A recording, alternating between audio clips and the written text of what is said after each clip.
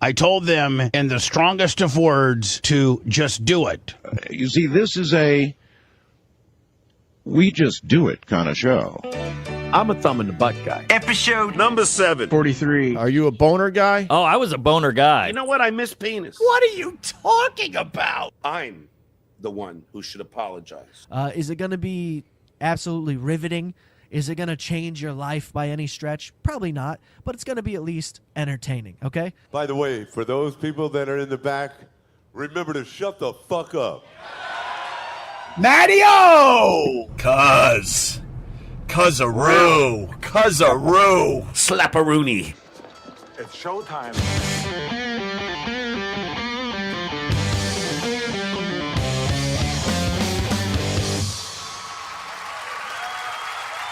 WATP.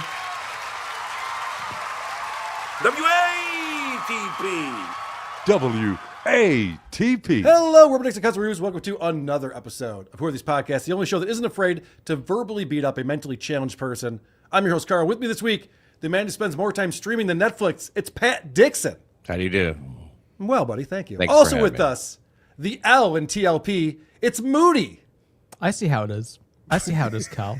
I see how it is. I heard what theme song played and what theme song did not play today. Yeah, well, I was I waiting to know- see if Melton showed up, and then we'd have this little piggy. But I know it's just where you, so. I know where the allegiances lie here. This is hostile territory. I'm not going to forget this, Carl. You're a friend of the show. Producer Chris is here as well. Also a friend of the show. Please go to whoarethees.com. Get all the stuff over there. We'll do some bonus shows this month. Probably next week. We'll start recording some bonus shows. We encourage our listeners, give us 5 stars on Apple Podcasts, then shit all over us in the comment section. Today we'll be talking about SteelToe. We're talking about the aftermath of my discussion with Chad Zumock and Kevin Brennan's unbelievable cope. Opie's got a new buddy, an internet sensation who joins the show for FU Friday. So much to get to. I'm actually going to start off because we have a few in the queue here with some super tips. Supertip.gg/WATP if you want to participate in the show and support us. This one obviously came in during Dabbleverse Live yesterday, and it was on Mike's channel, so I wasn't checking it. But thank you. Blind Mike doesn't want to serve Patrick Melton, so he won't use Super Tip. He also doesn't like Dabble Tip, but he will join BeggyMonster.com, a soft weekly alternative. Yeah, what do you think about Dabble Tip from Flimsy Greenberg, Moody? Any thoughts on that? I can't talk business online. Fair enough. Sorry. Fair enough. Alcoholics like me and Carl use BeggyMonster.com. That drunk, soft weekly made an alternative to Super Tip, even before Dabble Tip came around. Whatever happened to Soft Weekly's version of Super Tip? I can't talk business right now. Okay, fair enough. I think what he said was, it's none of your fucking business. Yeah, I guess that's probably true. Yeah, good point. The tip of Carl's penile area hurts after pushing Chad's stool in yesterday. You should have finished him by bringing up the police reports. AA members wanted to see Chad hit rock bottom. I think it was better not bringing in the police reports, but I understand why you'd say that. 500, I repeat, 500 to Pat Dixon if he bangs Felicia. Patty needs some redemption after she said she hasn't gotten a good banging in 8 years. 500, Pat, 200 if you bang Chrissy Mayer. Jeez. I'm not that cheap a whore. You can make a living just fucking your exes. That sounds like that's pretty cool. I know. I've seen him make more alone while like playing a piano by himself. Yeah, I think 500's a bit cheap. My butt hurts. I am sorry I lied. Please take it easy on me, Carl. I am so sorry I lied. I was drunk. I am an alcoholic. I use the AA to meet real comedians. Sorry for lying. I don't think he said sorry for lying. I got you back, Levy and Joy Page and Kris Jenner. Ha ha ha. I mean Gina Levy. Let me know when Bobby becomes the next Bruce Tranny Jenner. Gina Levy Mother of the Year Award. Enjoy, Bobby. All right. Carl, you were hilarious. How much will it cost to do my stand-up special for me? I have about $14 left from my GoFundMe. Send me a quote. I'm sorry I lied. I am an alcoholic. That part I did learn about. Carl, can we start getting paid? I have to keep the tags on my boob shirts so I can return them. Carl, please pay me money. Carl, Jew. You know I don't pay the Jews on this show. It's a hard and fast rule that I have. I'm out. Exactly. All right, let's get into Kevin Brennan went on MLC. He sniped the Chad Zumock show yesterday that I was on. If you haven't seen it, I believe Doom has the clip. Stalin 19, Dirty Jersey Rat. And when I say clip, I think I mean the whole thing. I think they both have the whole thing. So if you want to check that out, you can. And we call those clops. What's that? When a clip becomes so long, it's Right. a clop. I thought you were about how I walk with my club foot. No. I took offense to that Personal for a text come second. later, Carl. I'm just warming Gotcha. up. Okay. I appreciate that. So, yeah, this is KB. After he sniped it, watched the whole thing, he went on MLC last night to, I don't know. Crazy. We weren't trying to cope or figure out what happened, or I'm not even sure what he's trying to do here. I think he's making a lot of excuses for Chad, but also is very disappointed in Chad. He didn't represent MLC well. I think maybe even Dirty Jersey Rat. Dirty Jersey. Yay! I love that song. I had to watch Carl and club-footed Carl and tongue-tied Chad and see what was happening. So I didn't want to wait for a clip. I did on Rumble. Chad said he was going to strike people that watch the show on YouTube. So I did on Rumble. I don't give a fuck. I put it on Patreon. It's already on Patreon. Does Kevin really think that Chad would have struck his channel if he had done this on YouTube? I mean, that's ridiculous, right? Yeah. Kevin's looking for a workaround for this. That would have been hilarious if he did, but How did Kevin Brennan get spit on the outside of his microphone? It's like a large glob. Right. It's hard to do. disgusting. Done. It's done and over with. Done and over with. Otherwise, I gotta go buy the clips. I was gonna watch it anyway, so otherwise I gotta go buy the clips, and then so and so said, and then so and so said. The point is, it wasn't very effective. It wasn't very effective. That's a fact, Jack. So, I was talking to Adam Bush afterwards, and Adam watched the show through MLC on Rumble, and I don't think there was a lot of transformative content going on from Kevin. He did stop it to claim that I have sued people and porn bombed them. Two things that I have never done, but that was fun. I don't even know why. Again, it doesn't matter. I mean, I don't know why Chad wants to. He wants to be friends with these guys. He's turned into like Bob Levy. Chad, when he's sober. So in Kevin's world, there's only two ways to be: friends or enemies. He much prefers enemies. But if you're not an enemy, then you're a friend. I don't think that Chad was trying to become my friend yesterday. I didn't get that impression at all. Yeah, I didn't glean that. No, that was not it. Isn't Chad turning into anyone an upgrade? Good point. Bob Levy is on. He's got a TV show now.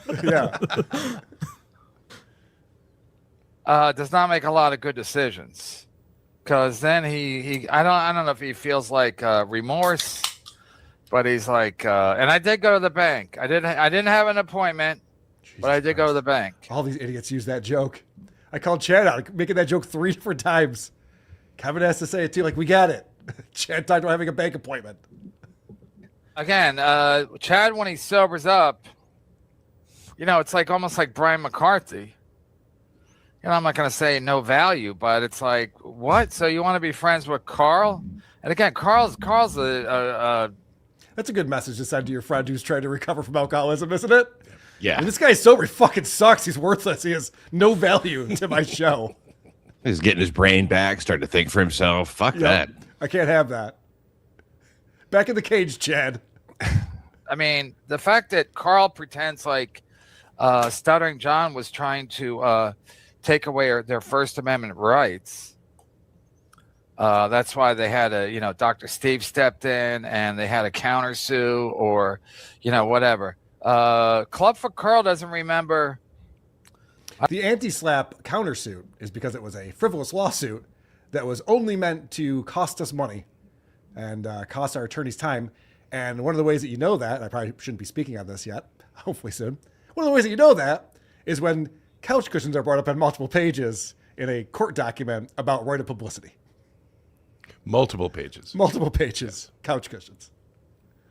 I don't think he remembers Dabble. What is it called again? DabbleCon? DabbleCon. Remember? They were outside. They took pictures. Remember they took pictures. Maybe I should go to jail. Forgot about that. Pictures? Outside taking pictures. Jesus Christ. That's fucked up. You know, the way when he says it, I do see him like a villain. And again, what these guys do is they like, hey, Dabble House. Remember they went to... now he's doing a Shuley impression. Hey, buddy. They all took a picture. They were at Stevie Tomatoes, and they got there, and then they listened to the Kate Meany tapes. Yeah. And but Carl's like, no, Chad, you got to realize any action you take will cause a reaction. So that's what I got sued. That started the whole lawsuit thing. But nobody remembered that. But Chad doesn't remember his own Cumbia Country story, or Chad doesn't remember back to Thanksgiving. So I don't know, Chad, what Chad would go on a show where he doesn't remember anything. That was one of the funniest parts. Like, what happened on Thanksgiving? Carl, I don't know. What? How do you not know what happened on Thanksgiving? He doesn't remember anything about his past. But Carl does. But Carl doesn't remember anything about his own past. Right? Well, remember Dabble House? Yep. When was that? Last summer? April. Anybody remember when Dabble House was? Mm-hmm. Dabble House. Going once. Going April twice, 25, Kevin. going, Call on me. Going. Dabble House was April 2025. But nobody remembers that. Nobody remembers that. Yeah, you're right. Actually, I remember pretty well because it's still dragging out the fucking courts. And then John wasn't even doing shows back then, remember? And then all of a sudden he started coming back in the summertime. I think it's Dabble Storian over here. Started in the summertime. Remember he quit one year at New Year's Eve? Let me think if I can remember this. Quit 1 year at New Year's Eve. Was that last year? And then they did Dabble House, and then he's like, yeah, coming. And then he came back in the summer.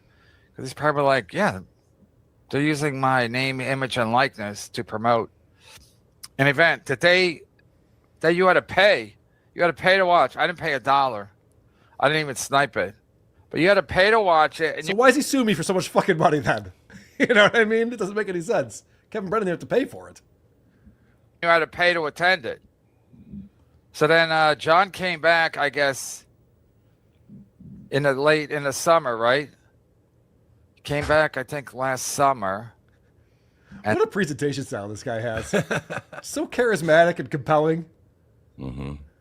Then he left again in end of April. So that's what happened. But Carl's like, Chad, he's always telling Chad, you know, if you do stuff, there's going to be a reaction. Right, like you're charging people to listen to private conversations. All right, first off, we didn't break any civil laws or we didn't do anything to John's right of publicity. The courts, I'm sure, will prove that correct. And secondly, what's the difference? If I did something to cause a reaction, what does that have to do with it? Me telling Chad that everything he does causes these things to happen to him? He keeps acting like life keeps happening to him. He's like, I don't get it. All of a sudden, everyone hates me and my career's going to shit. I'm like, yeah, because of this and this and this. It still makes that a valid argument. That's all. I'll send Chad a link. But I don't think it was a win for Chad. That's a fact. And again, have you ever been on like a phone call with an elderly person and then you like need to go use the bathroom, so you put the phone down and walk away? Yeah, I go, yeah, Jen, and then what happened at the salon? And then you come back and they're still talking. This is what it sounds like. Yeah, but Matlock solved the case, right? Oh, good. Okay, good. Then I filmed the pilot for HBO. And... Yeah, Anna Bush wasn't there. There's no elevators. Right. Oh, yeah. No elevators in LA. That's correct. Right. Chad wants to be on that. Who are these podcasts? I think he wants to be like a regular guy now. I mean, he might as well start hanging out with Melton. Wait, like a real boy? Yes. Yeah. Was he going to start doing other shows? That's not allowed when you're on Misery Loves Company, as we know. Right? Because that's what Carl wants. Carl wants to like, hey. Yeah, I want Chad Zumock on my show. Been there, done that. I'm good. That's what Carl wants. Pass. Hard pass. Hey, we're pals. We're pals. Nothing threatens Kevin more than people being friendly with each other. It's crazy. That's true. It's so true. I mean, I heard you and Bob Levy talking about that. Like, Pat Dixon's the worst guy in the world. And so Bob does a show with him, and now Bob is just an awful human being. He's the second worst guy in the world. Yeah. Right. We're pals. He wants to be friends with Bob, so that I'm the odd man out. So Brennan's got nobody. What? Brennan will have anywhere to turn. This is called paranoia. That's what that There's only 3 people on the internet. Yes. Send Adam Bush a link. Oh, he's in the chat. Failed actor Adam Bush. I would love to see. I mean, at a certain point, it's just going to be like Kevin in the high school cafeteria at a big table all by himself, and everyone else is like teamed up with their friends all around him. He's just a sad boy. I don't know what happened. So he's talking about Adam Bush, who was in the chat during this. Send Adam Bush a link. Oh, he's in the chat. Failed actor Adam Bush. Failed actor. Failed actor Adam Bush. Say in the chat was the last time you got a paid gig. Adam Bush, when was the last time you got a paid gig? Is there any proof?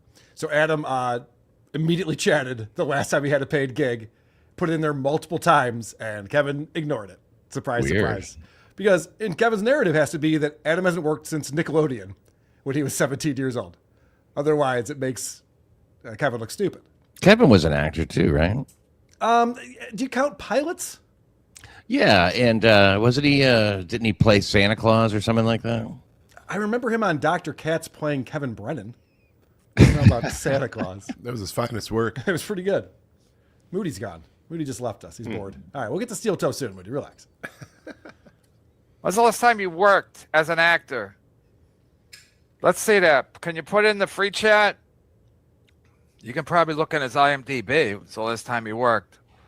So he'll say, well, you don't do comedy anymore. This is my favorite.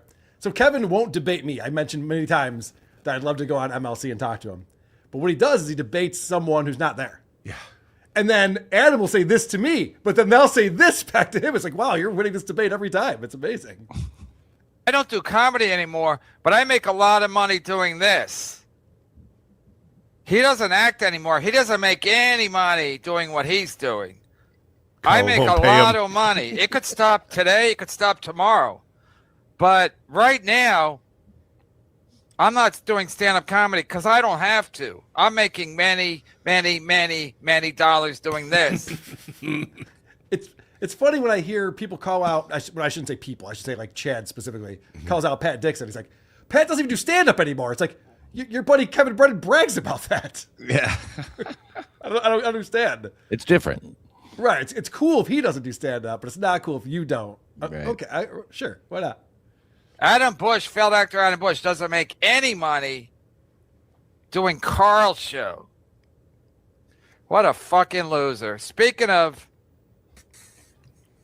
Oh, sorry. Chad, you know the whole thing about the content house, right? Or Dabble House? Yeah, I got banned from it. No, that was different. Dabble House was when they took the Kate Meany, Stuttering John conversation and built a whole weekend around that. You had to pay to watch them live stream.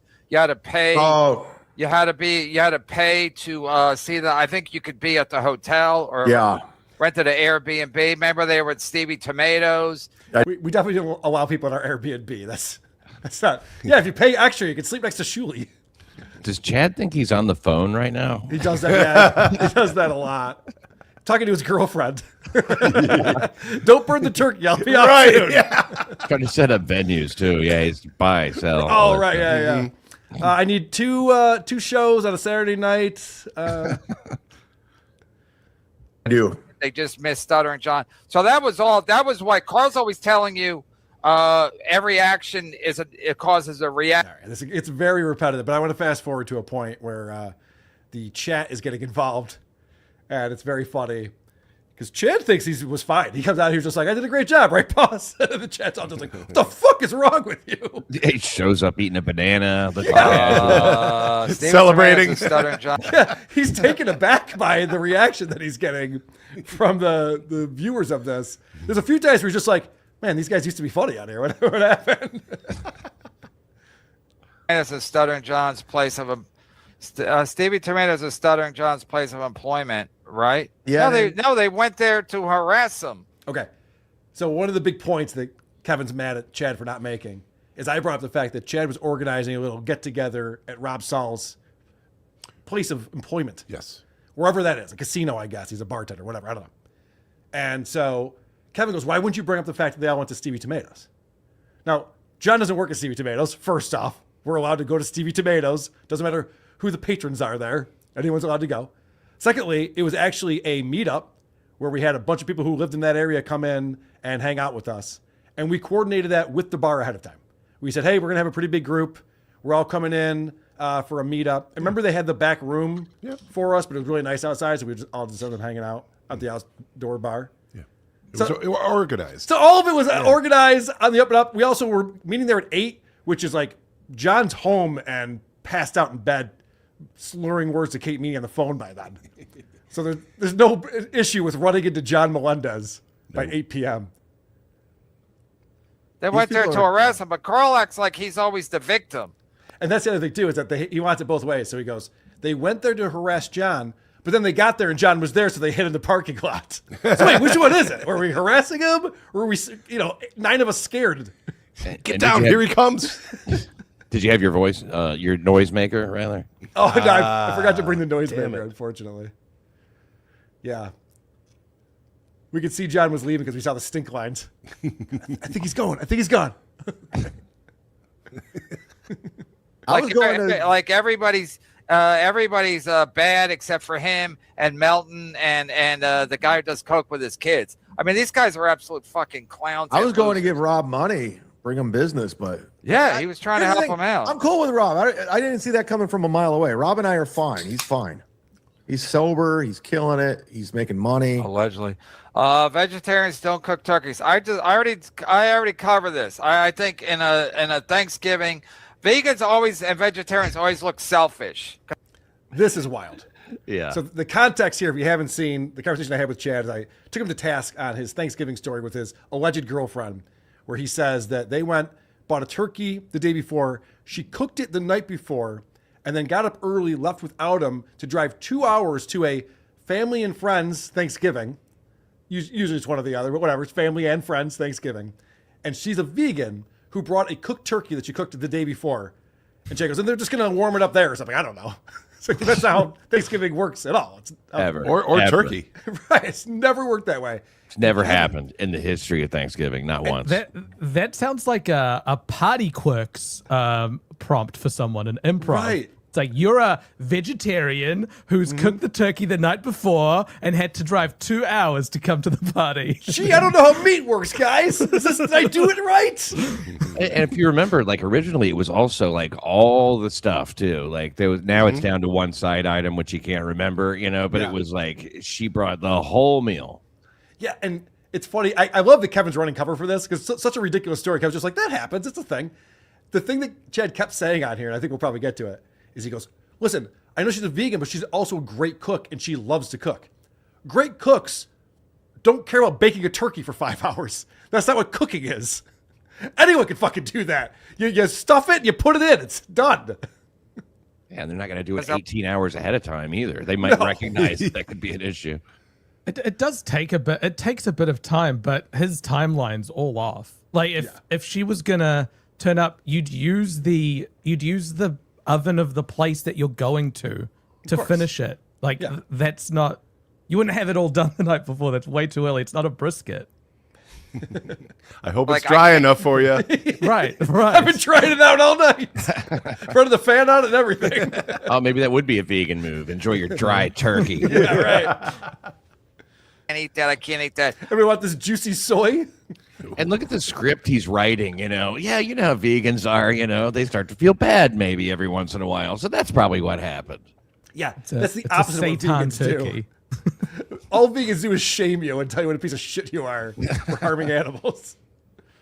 Vegans always and vegetarians always look selfish because PETA's always walking around going, maybe you should hunt some deer, thin the population out a little bit. In fact, I'll cook you a venison dinner. You're right. Like, I can't eat that. I can't eat that. So I think, and people are always complaining, oh, we didn't make any just vegan stuff for you. So I think Turnabout, they're like, you know what? Let me take the high road and I'll make a big turkey, even though I can't eat any of it. Hey, bad news. Chad's bringing his imaginary girlfriend, and she's vegan. Yeah. You want to make imaginary dishes that only she can eat. Go get an imaginary chair for her. Vegetarians and vegans cook turkeys. That's a fact. You're Hey, dumb. I said that?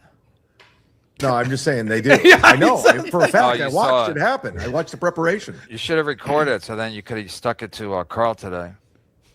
She prepared a turkey in your 500 square. No, in her apartment. It was in her place, you fucking quit copying everything Melton says, you unoriginal mimic.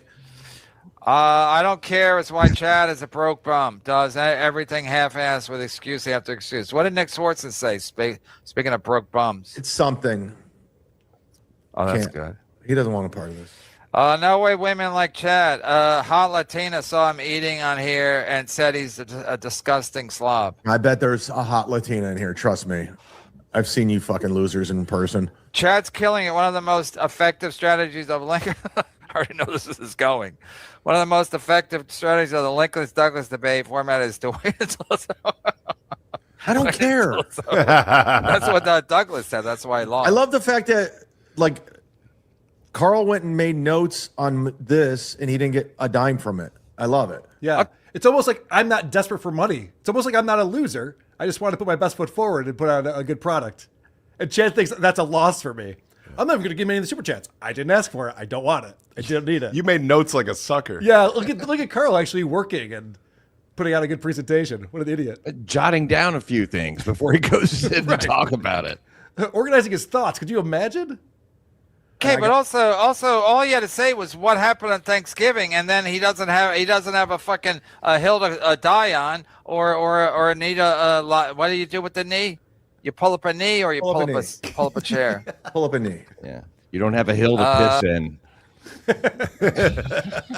FY Ray has never lost a debate to Lady K. Fuck Carl. Is Ray on now? He's going live at 6:50. Punks. Can we watch it? Uncle please? Chad likes to Yeah, exactly. Can we turn that on? say he doesn't need to fit in or bend the knee. Oh, it's bend the knee too. Wait, take a knee, bend the knee, pull up a chair, die on a hill, and what else did I forget?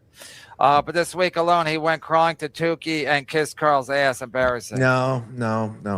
I asked Tukey. I thought it'd be funny because people are harassing me from that camp. I go, well, if I have him do it, people will leave it alone.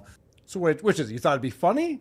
Or you thought that people would leave you alone? Well, which one do you believe? I mean, neither.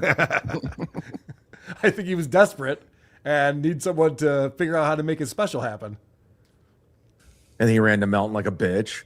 And I never kissed Carl's ass, not once. That's a fact. How many people was she cooking the turkey for? There were a lot of people there, and she wasn't the only turkey. Trust me, there was a lot. You just said she wasn't the only turkey. Now you sound like. All right, raise some hands. How many people are bringing turkeys? 2, 4, 7. Okay, that's perfect. 7 turkeys. Everybody bring a turkey. Now you sound like Sanford or something. Hey, turkey. Did I miss the part where Chad stuck capes yet? It's about 1.5 pounds of turkey per person. Yeah, because it's a lot of bone, and so you can't have one turkey. I could see her cooking like a 10-pound turkey, and then putting it in a thing, and then if people want to eat it, it's like, and if they don't eat it, you got extra turkey. That's why people. Jesus Christ, Kevin! The mental gymnastics he's going through. I do kind of like that he's dwelling on this just to torture Chad. It is hilarious. It's outlandish. I mean, like he's saying it's like a wake. People take stuff to a wake, potluck. You know, the situations where people might actually bring food. Like he was talking about the chickens in the store. Right, rotisserie pre-cooked chickens. People buy it, they're ready to eat. That's not what Thanksgiving is, though, but okay. Show up with something. If you have to have a cooked turkey, anything, you can't show up empty-handed, especially with a +1. who might be or may or not be on bended knee. And she also brought stuffing and something and another dish. I forgot. I'm sorry, I don't remember. Great show today, Chad. Bob did great. He did. Do you remember when Chad went Thanksgiving shopping for the first time? He made a big deal about this.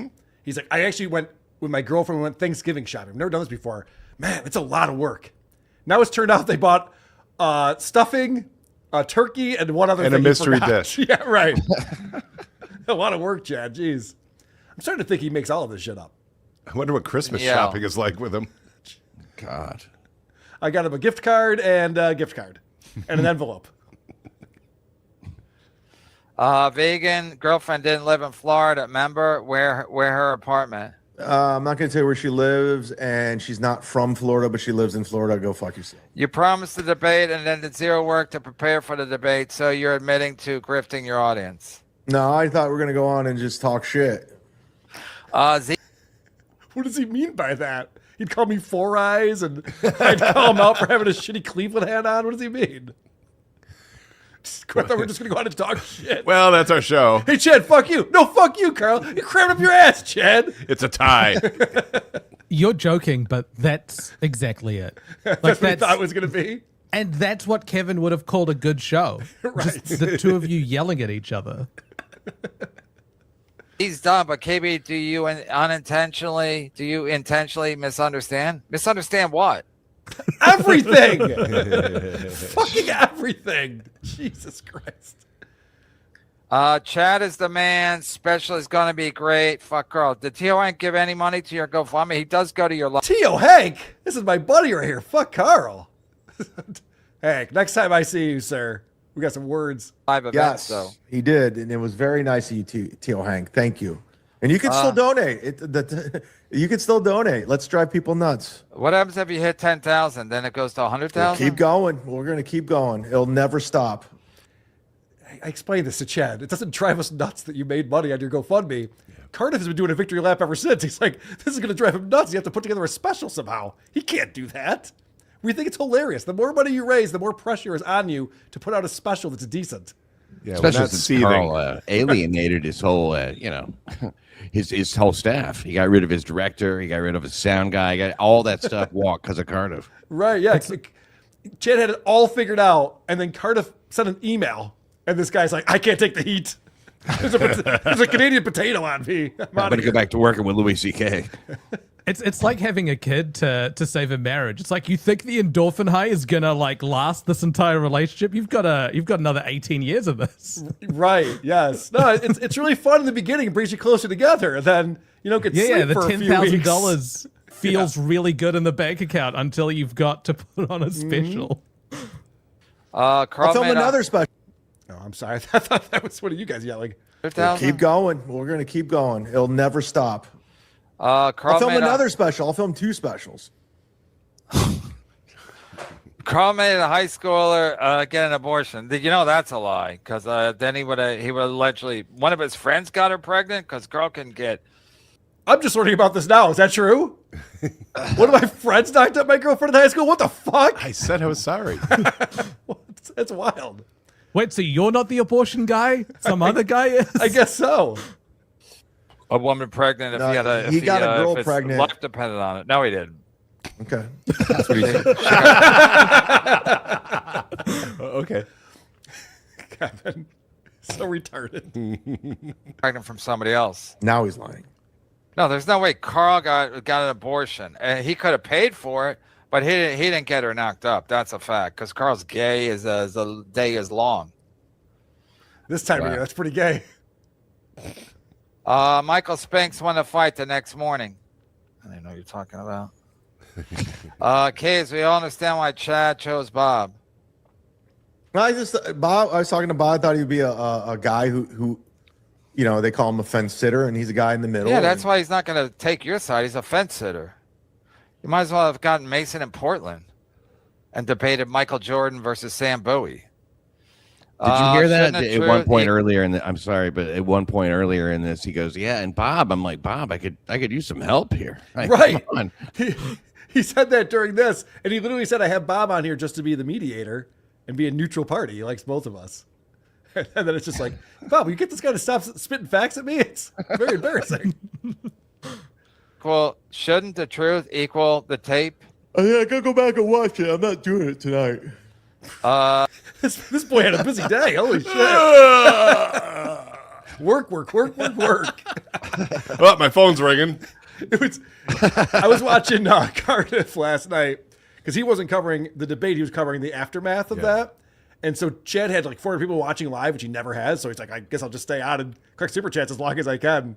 And it was very funny. He had nothing to say. And then they started sniping us, which was hilarious. He started sniping Dabbleverse Live, which was a big topic of our debate yesterday about sniping and striking channels for sniping and stuff.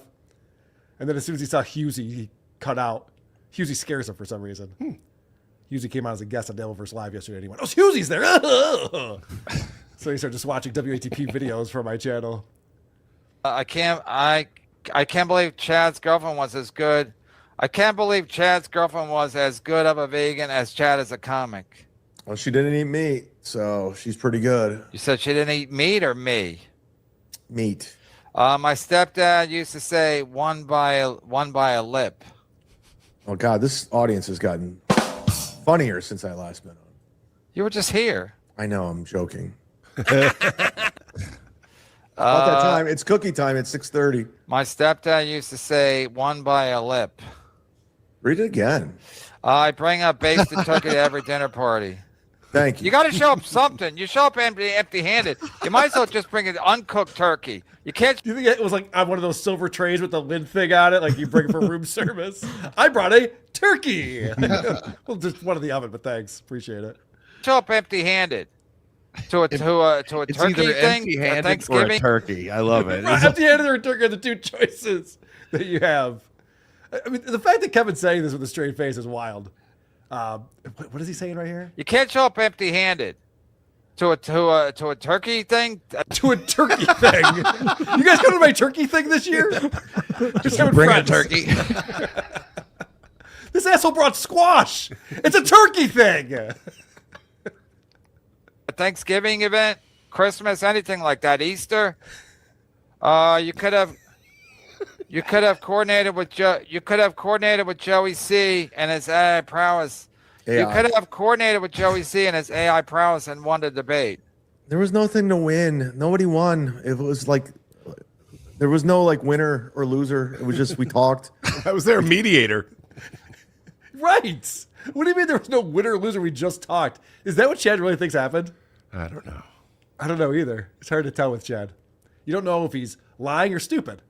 Sometimes it's both. Mm-hmm. Talk shit. Everyone watch. It's clipped. It's out there. Have fun. He did make a lot of money, so I think he won in a lot of ways. Chad's girlfriend driving 2 hours with her emotional support turkey. By the time she arrived, it looks like dinner, less like dinner, and more what regret smells like. Emotional support turkey. That's not a bad title, Christopher Martin. Hey, I'm the one that lost the girl. You don't seem to. You didn't do a lot of prep for that either. You seem to be okay with that. I didn't see it coming. You didn't? No, I wasn't. Bob used to be a fence setter. He still is, but he used. Everything about Chad's relationship. So I was talking about this at the time when he was going through this. He would talk about the fights they would have and the text messages they would send back and forth. I'm like, that's not any relationship ever. And the fact that like his girlfriend dumped him, he didn't see it coming. They were supposed to move in together, and then she just dumped him. He didn't see it coming. Like, that's just not how that works. Well, he never saw her. Well, right. Well, the reason he gave is like, nothing was going right anymore. We just didn't get along anymore. It's like, see, obviously, how could you see it coming? So you would see it coming, right? And she's not happy. I can't make her happy. She wants to spend less time with me, and then all of a sudden she dumps me. It's like, what the fuck? It's the two. I used to do drugs. I still do. I used to do drugs. I still do. I think Sorcerer's admitting to be a basted turkey. Whatcha? A lot less fat on a turkey. Are you guys talking about the turkey? I'm just saying a vegan could theoretically cook a turkey to be a good sport, even though theoretically a vegan could cook a turkey to be a good sport. Yeah. And that is like how it works with Chad's stories. Theoretically, there could have been an oil can there, and it got kicked over and splashed on your face. Sure, theoretically. It's like, hey, we invited our Muslim friend to Christmas. He's bringing the tree. Right. It's like, what is going? Why is she in charge of the turkey? I'm just saying, a vegan could theoretically cook a turkey to be a good sport, even though they can't eat it. She likes to fucking cook. That's her thing, man. So also, if you just bring something that only vegans can eat, you're the only person who's going to eat it. So it looks selfish. She cooks. Hold on, okay, so let me get this straight. There's a plant-based dish, and everyone's like, I can't touch that. That's for vegans. this is why everything he says, Kevin says, is like such bullshit, because like he will say anything for, Right. because these are extensions of him. They're not people. Chad's like his arm. Right.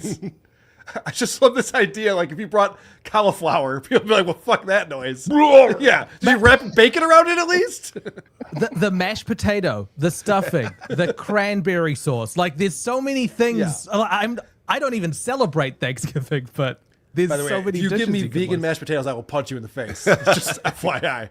Better be some dairy products in there. If it's like I feel like you could do me vegan mashed potatoes. If you could. Yeah. Still recommend it. And she was a good cook. I missed that. The Z-Man was in charge of making Dry your tears, Chad. squash. I thought it was squash. Yeah, all right. Well, that's That kind of what I whole wanted clip to watch. is priceless. It's amazing. I was shocked when I watched that last night. It's like, wow, that's what Kevin decided to do after the show. So now we're going to get to the SteelToe portion of things, because Aaron also watched Chad and me have a little back and forth yesterday. Of course, before we do that, supertip.gg/WATP. Tuki's unpaid staff coming in. I've got a comedy booked and you want to read it. I got a jokes. I know you want to see it. The jokes in here will make you think I'm queer. Now hold on while I slam this beer. It's a limerick. Chad crushed it yesterday. I couldn't understand anything Carl was saying. He was rambling like a Coke whore on speed after drinking a case of Red Bulls. Coke whore on speed. It's interesting. Okay, when cooking for a large group of people for Thanksgiving, I pre-cook everything. I do it so I can enjoy being around everyone instead of being in the kitchen. I just flash heat everything, idiots. Got it. I'm glad you picked Slow Wife to explain that to us. It was appropriate. Golden shower. Drink from Nick's hole. Wait, drink from the bowl, not Nick's hole. Why do I always say that? Weird. Well done. AO1012. Kevin loves telling us how you say everyone is this or that, but it's actually what you are, then with zero irony calls everyone else a clown. Notice that. Look at who's here. What show is this?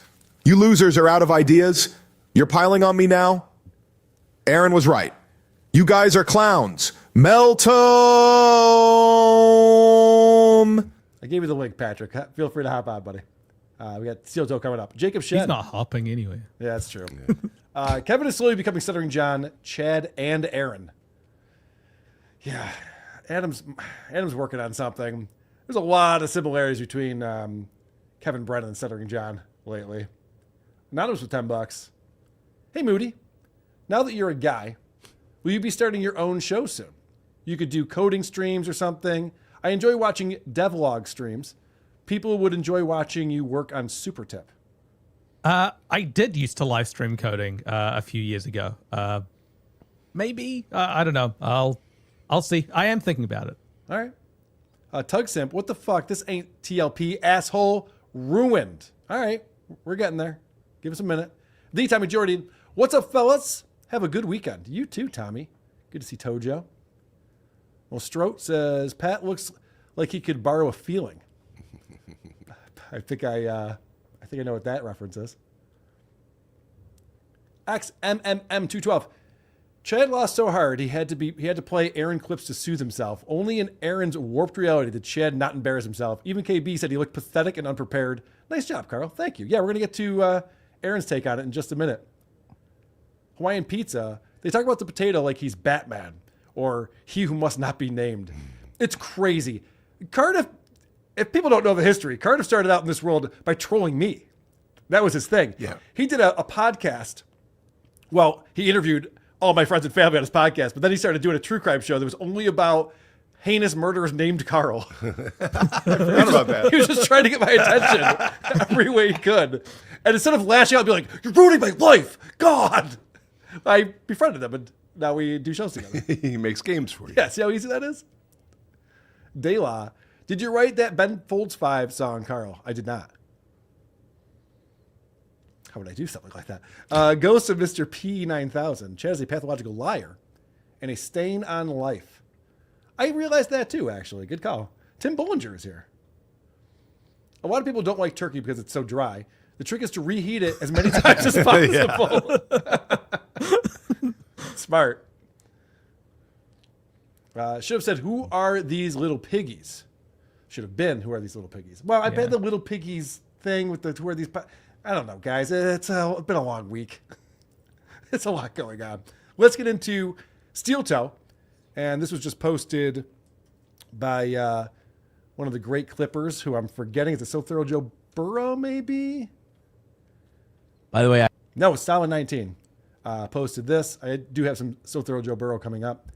But Aaron watched Chad's show yesterday. I have to say, I want to brag about something that I didn't know about until yesterday. But I decided to check out that show Chad did yesterday where he had Carl on. First of all, there was no winner or loser. If you did that, you're a fag. Like, honestly, Carl is literally on his computer looking up notes he has about Chad. He has files on Chad. I'm literally on my computer looking up notes I have about Chad. I have news for you. I'm on my computer every time you see me streaming. It's right in front of me. Multiple screens and monitors, things I can look at. Busted. Notes are in front of me at all times. Especially when the guy that you're talking to is asking you questions like, what year was that? I know. When did I say that? Remember when you called me a pedophile on social media? What year was that? I don't know, man. Does it matter? Why does that matter? That's the funniest thing ever. And then while he's doing it, you can see he's like reading texts and reading DMs he's getting from people on what to say about Chad. It was so embarrassing. Oh, dude. Everyone said my performance was embarrassing yesterday. And that's all I was doing was reading text messages, obviously. Yeah. Everybody except Kevin. Right. Weirdly, Kevin said he came in prepared. You didn't. You didn't represent me well. Now let's fix this. Right. But Aaron saw the same thing and decided that it was lame that I came prepared and lame that I knew what I was talking about and used notes in my computer. And Spain has scored. And then there's these little podcasts who are like, who won? Who do you think won? No one was asking. I didn't see anyone debating this after the fact. They're like, I got to give a couple points to Chad on this one, but then Carl came back with that one. The wrap-up show. Yeah, there was none of that. Everybody loses when you're that fucking gay as a grown man. But there was a Carl seed that people missed in there. So I'm confused. What does he mean by that? Everyone loses when you're that gay as a grown man. Is it most gay? people grow out of their gay. gayness? I'm very confused by what that even means. And he's talking about it. The irony's lost. He watched on the him. whole thing. Yeah. This guy who's streaming 8 to 9 hours a day had time to watch the entire hour and 15-minute long interview I did with Chad. And he's like, can you believe these gay guys are doing this thing where they're talking to each other? Seemed like it was pretty compelling. So he sat there watching a video of two guys be gay for like over an hour on his computer. Right, and then he watched Chad and me debate. Number one, Carl is just as big a liar as Chad. Okay, explain. Insane. Yep. All right, cool. Let's Play the clip. Yeah, let's find out what he means by that. And also, I am in Carl's head all the Oh, so he goes nowhere with that. I thought he was going to elaborate. Like, I was as big a liar as Chad. Like, oh, I'm sure you got a couple examples, right? You're in Aaron's head. How many times has he said Carl so far? Dude, Aaron brings me up every week. When we stopped doing this little piggy, he couldn't stop talking about it. He needed my attention so badly. He brings me up all the time. And the only reason I know that is because of my buddy Bubble Popper, who tells me every time he brings me up. Actually, he doesn't. He goes, Carl, I can't even tell you every time he brings you up. He just highlights some of them on the subreddit. Do a supercut. It's crazy. just as big a liar as Chad. And also, I am in Carl's head all the time. He will bring me up completely unforced. I am, like, he started doing that Friday show again because I made fun of him for not doing the Friday show. I think Carl watches a lot of losers, and when a loser reminds him of someone, it's usually Aaron. Well, actually, the reason why I brought Aaron up is because I said, Chad, props to you for actually having me on your show. I've asked Aaron to go on his show, and he won't have me on. He's a pussy, and props to you for having me on. And Aaron's like, that's another win for the toe. I'm in his head. How is that possible? You fucking idiot. But no, that is true, Moody. I do compare a lot of these losers to each other. Right. It's very easy to make comparisons. Show. I control his every move. Oh, that's the other thing he just said right there. He goes, and he had to start doing This Little Piggy again because I said he wasn't doing This Little Piggy. But you remember when we came back, Moody? Aaron goes, oh, they had to do This Little Piggy again because of the court dates. Mm-hmm. Remember, he goes, I knew they'd have to come back to try to cope with my big victory in court or whatever it was. And it was all like retroactive. He never said, look, they're going to come back this week. Mm-hmm. It's always like, I told you guys they'd come back. He never said that they would. He Whether said that the show was dead. It died. It's never coming back. And he beat got us. us off the internet. Yep. Also, did he say that he controls your every move? He did just say No that, wonder you yes. did that gay shit yesterday. Good point. Also, why doesn't he make you do something more embarrassing, like eat cum? Right. like you can control a guy and you just make him do a podcast with a bunch of dorks. Like, Moody, you're right. That would be very shameful. Like if you licked another man's cum off of somebody, that'd be really embarrassing. No one's ever done that. I made fun of him for not doing the Friday show. I control his every move. So Carl gets on with Chad, and the first thing he says is he goes, that piece of shit Aaron won't do a show with me, Chad, so what? Play the clip. Is that how I talk?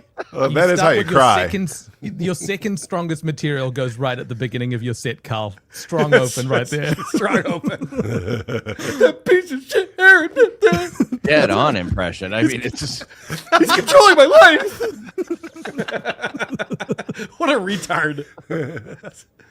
Says is he goes, that piece of shit Aaron won't do a show with me, Chad, so what? So this whole Chad thing was a cope for Carl because what he really wants to do is just talk to me. What? I put that much work into prepping and reading notes and having files on Chad, and that was all just to talk to Aaron Imholte? This guy has a serious issue going on. He has a mental issue. I know that he was told he wasn't a narcissist after one day in therapy. I think he might be a narcissist.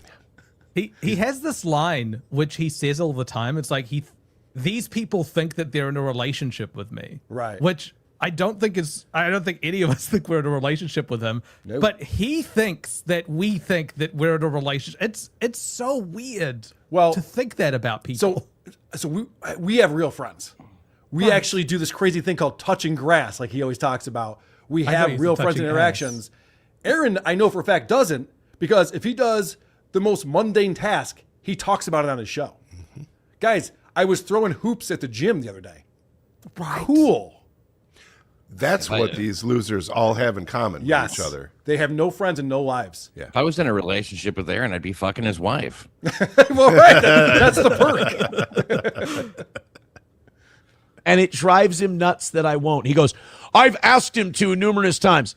I will expose to you right now that Carl is a very desperate liar. Never got a DM, never got an email, nothing. Okay.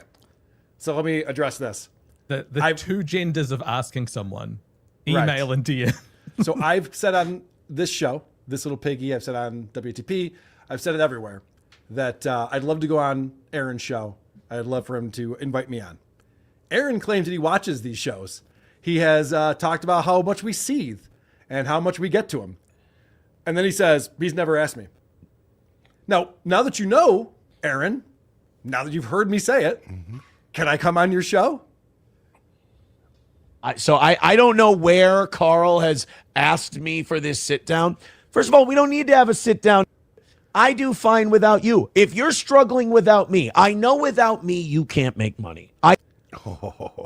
That's rich. It's so stupid. It's so fucking stupid. So I texted with Aaron today. I still have his phone number. So I texted him today and I'm like, hey man, so now that you know I want to come on your show, when can I come on? And you know, the conversation was this whole like, oh, you're so desperate, you need me so bad. I go, Aaron, I'm talking about going on your show. You make all the money. I made a lot of money for Chad yesterday. I'm not asking for anything. I just want to come on and expose you. And he's like, oh, dude, it just shows how pathetic you are. And, you know, this is why you have to do your weekly tribute to me. And I go, dude, calling this little piggy a tribute is the definition of coping. You literally just coped just now in this. They're obsessed with me. And I told him, I go, dude, because he goes, I'll leave you the last word, meaning he's not going to respond to the next thing I say. So I told him, I said, dude, you've been begging Karmic to come on your show because you think you can manipulate him. You are scared of me. There's no way to spin this. There's no other way to spin it. No. So anyway. And, you know, the thing is, like, seeing what he makes out of stuff that happens, you know, the way he interprets events, you wonder, like, why do you even need any external stimuli at all? I mean, why not just make it all up? Yeah. Right. It's all a fantasy world, so what's the fucking difference? He absolutely refuses to engage with anyone who's able to, call him out on stuff. Mm-hmm. I had an interaction with him, or I replied to him on Twitter yesterday, and he just refused to address any of it. We'll go into it after this. Oh, good. Okay. Yeah, because Moody makes a great point. Won't reply to his stupid. right. I control as if I make him so upset. Look at his co-hosts. Right. No one's pushing back. No, he has to get guys who have nothing going on in their lives and are just yes men and just going, yeah, you're right, Aaron. Hey, if we make another $40, I'll give you 20. That's great, Aaron. Okay. Give him money, guys. Oz is such a fucking loser. I get that part. John's gone.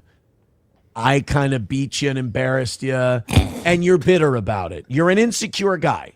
That's why your delivery is awful, by the way. You're cripplingly unfunny. Remember cripplingly unfunny? I have a video coming up of Chad doing a retard impression for 30 seconds straight. But the amount of space I take up in this guy's head that I was the first thing he thought of in this big showdown with Chad. That's the first thing I thought of. It was in my notes. I wanted to call you out for being a pussy. I smiled ear to ear when I heard it. So thank you, Carl. Another win for the toe. Oh, so nice. People saying Carl's boomer mentality is the problem. Yeah. People are saying. Yeah. I just did a poll with the audience, and 83% are saying. I poked my head out the window. People are saying. Flash Wolf also says the dabble grifters like Carl have zero content of their own. It is amazing.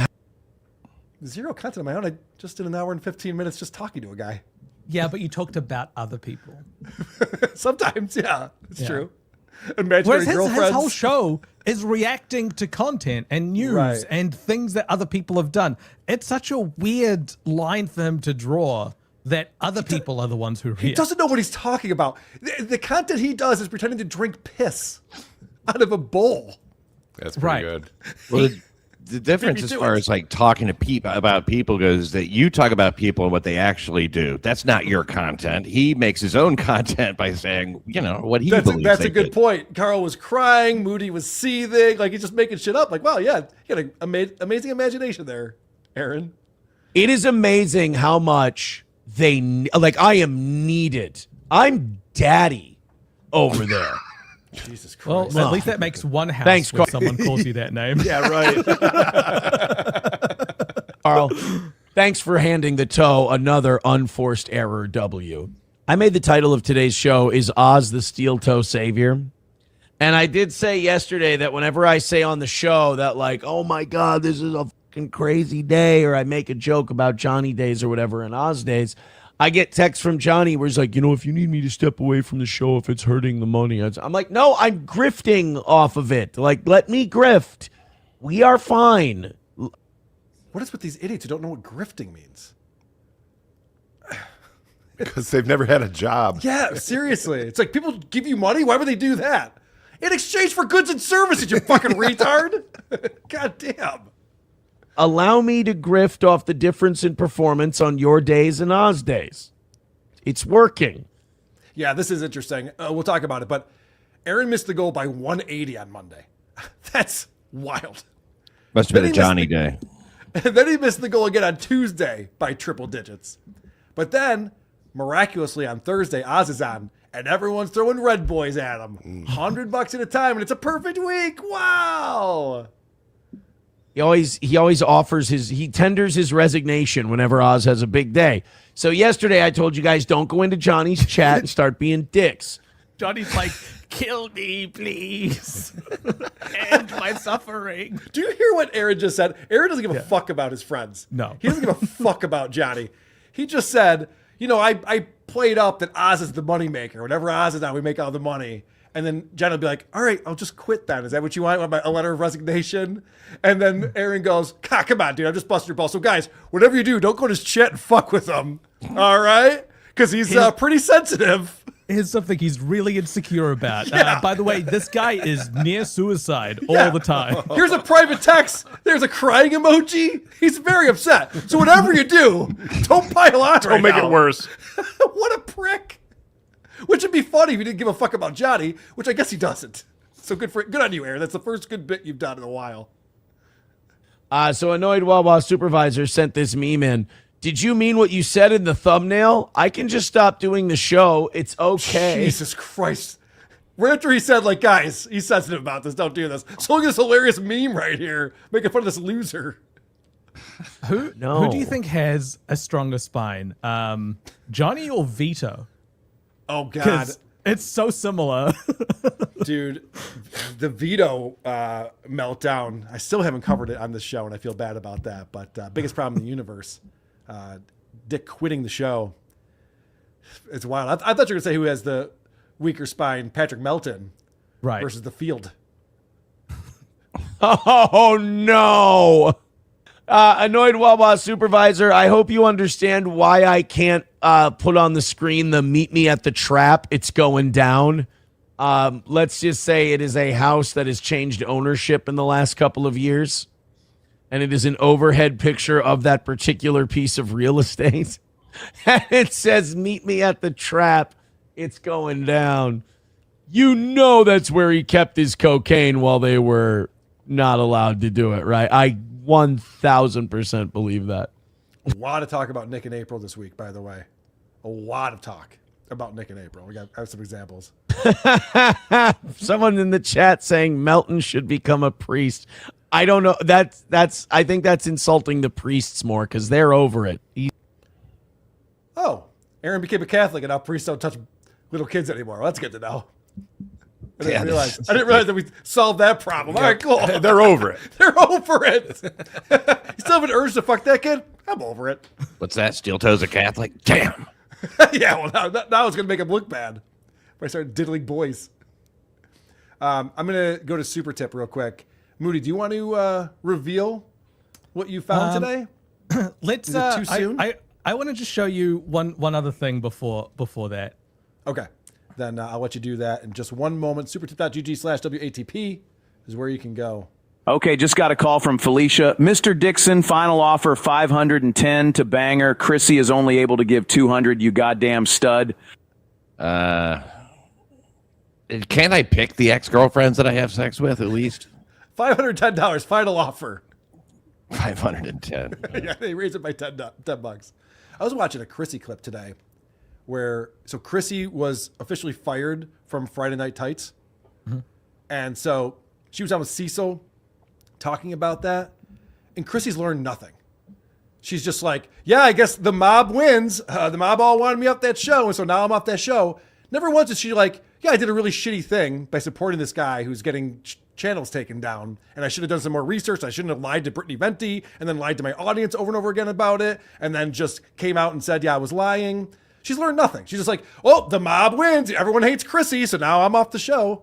Right, she makes it sound as if it's some kind of political thing. It's taking down channels and shit like that. Yes. That people are mad about. It's the thing that we all dislike: striking channels, removing channels. It's the same grift that a whole bunch of comedians did when they did their right-wing pivots. When they're just like, I'm canceled now. I guess I'm canceled. You can't say anything. And then it's just like, no, you were just a horrible comedian from the get-go. What are you talking about? Yeah, no, I was really surprised that Chrissy is taking that route, but deciding specifically to not learn anything or be better. Ayo 1012. Chad, just tell your Thanksgiving story to him when you do part 2. You know, I'll never remember this version of the lie, right? All right, just call him a loser and a clown. All right, that's a good strategy. Did you see Mersh talk about wanting to invest in Makita because they're so smart for figuring out how to make the same battery fit all their tools? He's going to be rich. I can take the battery from my leaf blower and use it on my impact driver. I can use the battery from my jigsaw on my AM radio. The same battery powers my orbital sander and my Brad nailer. Genius. Carl's a clown. All right, fuck you. Has he just never bought like an ecosystem power tool before? I guess not. Because like when you buy a house, you generally choose one of the like 4 flavors of power tools to stick with. No, I mix and match. What? I make sure I have 4 different tires on my car. Yeah. That's really smart. Anonymous says, say hi to boring old man KB. He has been sniping. Shocker. Of course he's sniping. That's all he does. Get the strike going. Yeah. I won't strike. He's fine. But he really is out of ideas. Dorkbert Imholte says, still no Melton, still no donating. Haha, joke's on you. I just got $1.99 minus 30% minus 40%. Raper Butts here, $5. Carl wrote down his own thoughts instead of reading Kiwi Farms. What an idiot. God. Everyone knows what happened at the debate. I read Kiwi Farms. James Q. Legend. Sorry I keep saying Shuli sucks on PDP. He is your friend, and you eat poop. I don't know if you're sorry. I don't think you are. You're allowed to be friends with people who suck. Yeah, that's true, too. General Ocean Wolf. TWO for life. Aaron does gay stuff with another dude. Openly calls other people fags. Yep, that checks out. What a loser. TWO for life. All right, I'll give you one. 2 world order. TWO. I was funny yesterday with Chad. Now I will force you to hear my stupid jokes because I am funny. Right? Is that what I did? I don't remember that. All right. He's really turned up the racism this week. Oh, Is it dude, just me? It's wild. I have so many examples of me dropping hard R's. And all over the show. Yeah, that's what I'm talking about. Yeah. Oh, yeah. Oh, right. The end with the hard R's. Sorry, we're focusing on the wrong side. They're not cute, funny one, you know? There's a cute, funny N word, and then there's one that's a little bit more vicious. Oh, you know, All before I hit that real quick, Nye coming in last minute with £5. SteelToe should join Chad in his special bus, over a cliff overlooking some lava on a bus full of arse bears. Okay, well, that got crazy. Wasn't ready for all of that. All right, what are we showing? Okay, so this is an exchange with the SteelToe Morning Show on Twitter. So Patrick, if you like, there's an HRO that's going through the courts against Patrick and against Nick from Aaron. Hello, welcome to the show. So right. Patrick and Nick cannot interact with Aaron at all. They can't contact him directly or indirectly. So Patrick was just letting people know. He said, FYI, if you tag me in a post with someone who has a restraining order against me, I untag myself and legally cannot respond, or he will run to the court and tell them I'm contacting him indirectly and he feels threatened. He can tweet at me and taunt me every day, but because he is scared of me, I can't respond. Yes, that is correct. So if you ever want Patrick to respond and you tag at PMelt at Aaron Imholte, he'll untag himself, and that's been the case for the last little while. So Steve Yaloo quote tweeted that, and then Aaron said if he stretched his back like he stretches reality, he wouldn't be an obese cripple before 50. Okay. So just taunting. But then we get some interaction with JMO, which I thought were quite good. So JMO asks Aaron, wouldn't it make more sense financially and mentally to drop the HROs? Honestly asking, because I don't see a real benefit in them at this point, unless I'm missing something. Great question. Aaron says, not up to me. It's in the hearing process. Doesn't bother me at all. So he's saying, I can't do anything about that. I already clicked submit. Interesting, yeah. Which I've never heard from him before. Right. He's like, well, the paperwork went through, so if I went to the court, I'm just like, by the way, I'm not actually threatened by this guy. They're like, nope, no, you are threatened by this guy. JMO says, well, if you feel safe from harm at this time, these court resources could be used elsewhere. It affects me none either way, but what a load off your back it would be. Yeah, if you're not actually scared or need an HRO, like, just cancel it. Yep. You don't. He says, I'm not in charge. They started the appeal process of challenging it. As soon as it got rewarded, my part is done. I have the order, 2 years. I'm not the one who can stop the process. And this is, I've never heard him admit that before. Yeah, that's interesting. So I thought, okay, let's respond to Aaron. I said, it hasn't been granted as an HRO, and you know this. They are both currently TROs, as in temporary restraining orders, not HROs. It's not technically correct on my behalf, but it's an HRO with temporary relief until, but it works like a TRO does in other states. It's the same. Gotcha. You can request their dismissal at any time by filling out this form. And you gave the link. How easy is that? I gave him a link to a form, which if you follow it, it takes you to this website of the Minnesota Judicial Branch that says HIR 401 petitioner's request for dismissal of harassment restraining order. I decided that he does love me, Your Honor, and I'm ready to take him back. Right. That's hilarious. So you're fucking calling him out right there. It's fully in your control. Job, I guess diversity is our strength. It's fully in your control. Stop. We got one of the smart ones, Pat. It doesn't normally work out this way. Then I said, great news that you thought it was out of your control. It's not. You can use this one I pre-filled in for you. Just date and sign this and send it in and it'll be over. Seems like this was just all one big misunderstanding. Right, perfect. And I filled out the form for him with all the I details. lied on the application forms. Oh, I don't think he's going to use that one. So there's just a couple fields you need to fill out. This one says petitioner requests dismissal of the harassment restraining order issued on July 1st, 2025, because I lied on the application forms and was given the temporary order under false pretenses. I do not actually fear the respondent, nor feel that I am in genuine danger. I'm just an embarrassed little baby who can't use words to fight my battles. That's perfect. Just send that to the judge. It'll be over. Brian Landon write that for you? It's very well written. Right. So JMO tells him it's not a criminal case. You either are in fear for your safety or you're not. Aaron, there is a lady getting her ass whipped by her boyfriend that needs that court date. How do you know that, JMO? All bullshit aside, because I'm the boyfriend. Dun, dun, dun. All bullshit aside.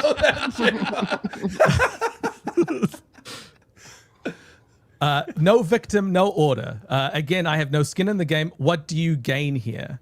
Aaron responds, I think because of the part of the internet you swim in, you've been given backwards cope info on how this works. My part is done. Oh, so even when you present him with very logical findings and say, no, here's the actual truth, here's the deal, here's the proof, he just goes, oh, you're just reading a subreddit I don't like. Yeah. I told him someone should tell the Minnesota Judicial Branch that they have backwards cope info on their site and a helpful form to go along with it. This needs to be rectified immediately. That's hilarious. Yeah. Very funny. Has he been blocked yet?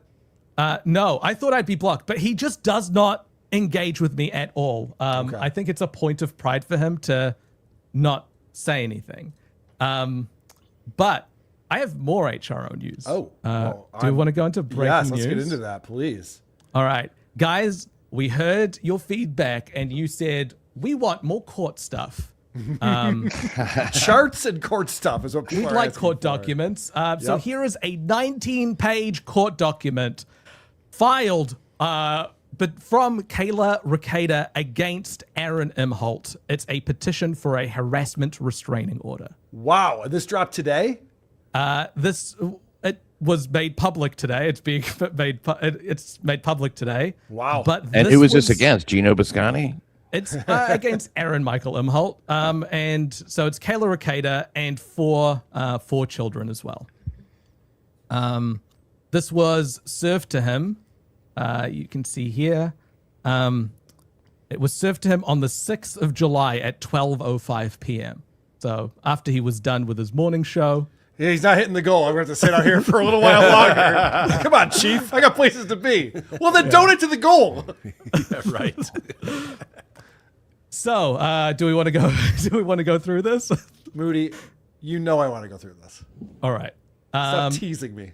Okay, so pretty normal stuff. Kayla, we've redacted names of minors, phone numbers, addresses. You don't need that info.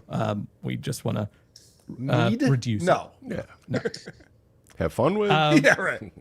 So normal stuff. Email address. There's 4 minor children as well, and they all need protection from Aaron Imholte. Address stuff. How many restraining orders have been in effect, ordering respondent to stay away from each person you included at number 3 above? None, 1, or 2 or more. They've selected 2 or more restraining orders, which I think there hasn't been a restraining order from Kayla, from what I... Right, because it was just the court order that he wasn't... It's a court order, which is de facto, it's like the same restrictions. Right, but not an actual restraining order. And if you remember, Aaron said he loves his restrictions. He wishes his restrictions could go on forever. So keeps him in line. He should be glad he's getting It's like when this, Whitney Cummings said that she likes being censored by YouTube. Right. Makes her show better. Or when Aaron said he likes being demonetized by YouTube. These people are all fucking retarded. He's done his part. The court file number, if known, this is the revenge porn case that Aaron pled guilty to. Yep. Keep going. $50 fine, and I walk right out of there. Whoop! No, it comes in when, hey, get back here. So, respondent made threats to the victim as follows. Respondent has made and repeated threats for over 2 years to reveal or disclose embarrassing facts or fictions about petitioner if she did not comply with some manner of behavior that he deemed appropriate. Respondent has used petitioners and her family's privacy, safety, and security as a constant and menacing threat to cause further harm and distress to her. Respondent knows, as petitioner pleaded with him, that privacy is of utmost concern to her. Respondent specifically acknowledged this in text messages with petitioner and utilized that knowledge to threaten and terrorize her for 2 years. Wait, that's illegal? This is... Take the 510. Because the day before he sent that image to Gino on his show, she texted him, "Please stop talking about me. Yes. It really hurts me." And he was like, "Okay, I get it. I'll stop. I'll stop." Then he does a criminal act the next day. Keep going. Respondent took pictures of the victim without permission as follows. Our reference file number. This is revenge porn. Respondent took a picture of petitioner while live on the air. He was on the phone with Stevie Lou. This link has a video clip of him taking the picture and also of his discussion of taking the photo on a subsequent broadcast on or about April 10th or 11th. As discussed below, respondent would go on to unlawfully disseminate this image as described below. Another one, respondent shared private sexual images of the victim without permission as follows. Remember, Aaron also ticked this box when he filed his HROs against Nick and Patrick. That's right, all those topless pictures of him at Hackmania too. Topless. Showing his boobs. So stupid. On or about May 27th, 2024, it's been so long. It's been over 2 years of this. Respondent shared a nude photograph of petitioner while on a live broadcast with Gino Bisconte, who appeared on the live broadcast. Respondent publicly communicated identifying information about petitioner to associate her with the photograph that was sent. I like tattoos we know more all than I this. thought. Right, this is just rehashing. Respondent and what we know. Gino Bisconte publicly exchanged demeaning commentary about the photo. Petitioner did not consent to the photograph being taken and did not consent to this photograph being distributed to Gino Bisconte or any other person. The public nature of sharing the photograph along with the discussion has subjected petitioner to extreme, persistent, and disgusting comments and has immensely damaged her reputation. But not from Gino, obviously, right? Gino's been pretty cool about it. He's probably the worst. He's the fucking worst. Yeah. He loves it. And I saw a clip where someone brought that up to Keanu, where they're like, yeah, I mean, you're always like worried about women, but you don't give a shit about what your husband does with Kayla. She's like, well, she's a whore, so who cares? Like, fuck. Right. This double standard stuff is crazy. Right. She never got money for these pictures, whereas Keanu got change for hers.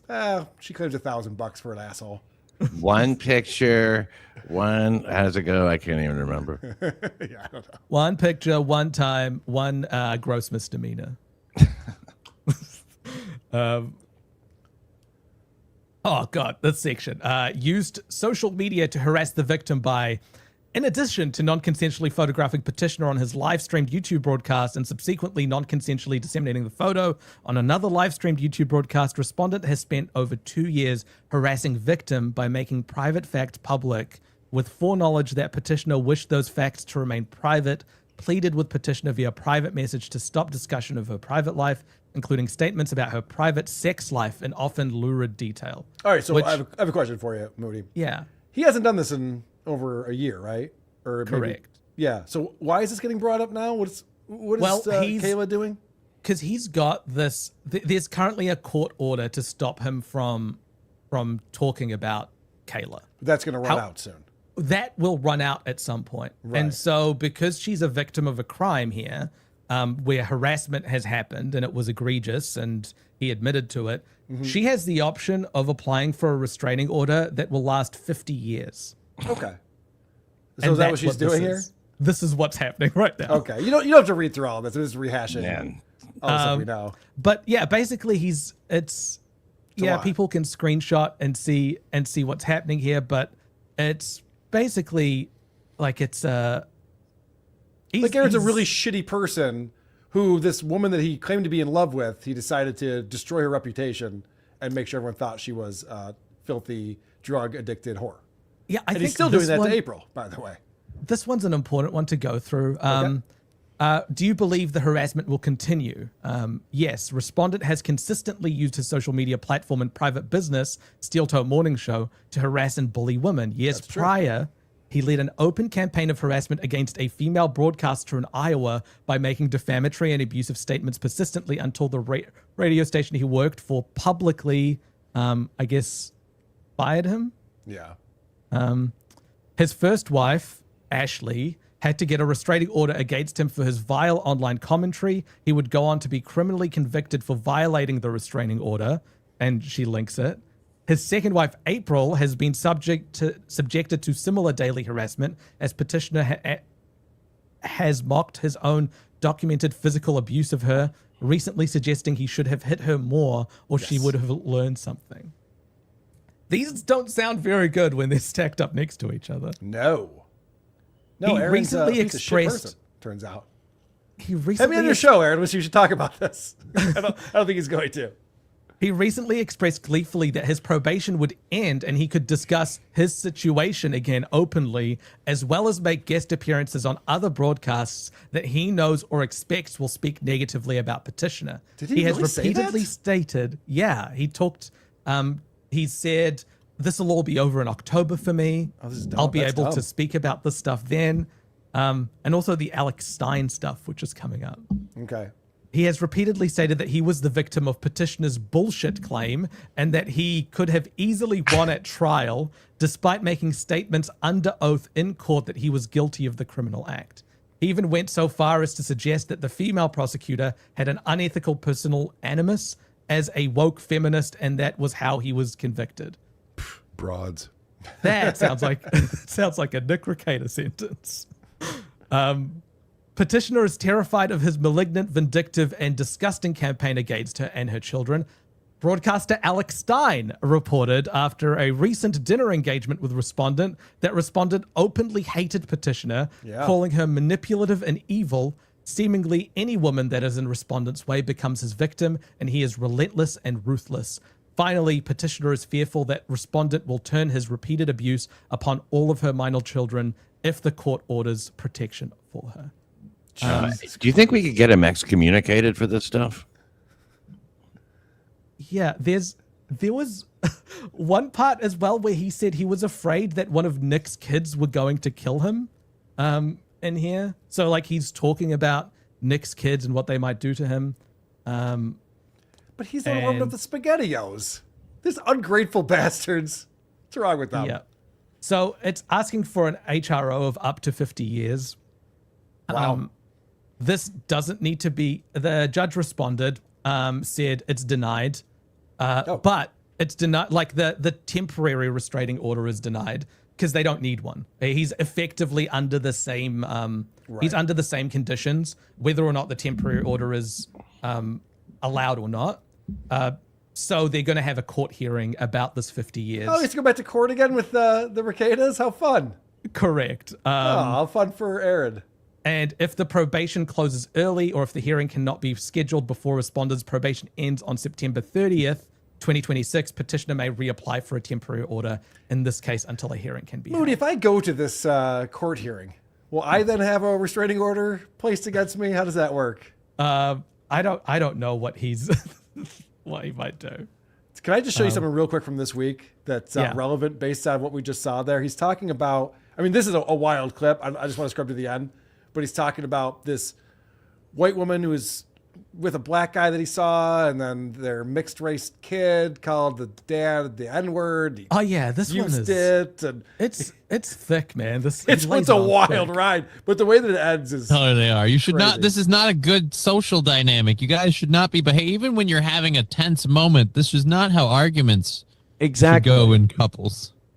You headbutt them. Oh, remember? There you go. That's what I always did. I always just beat the shit out of them.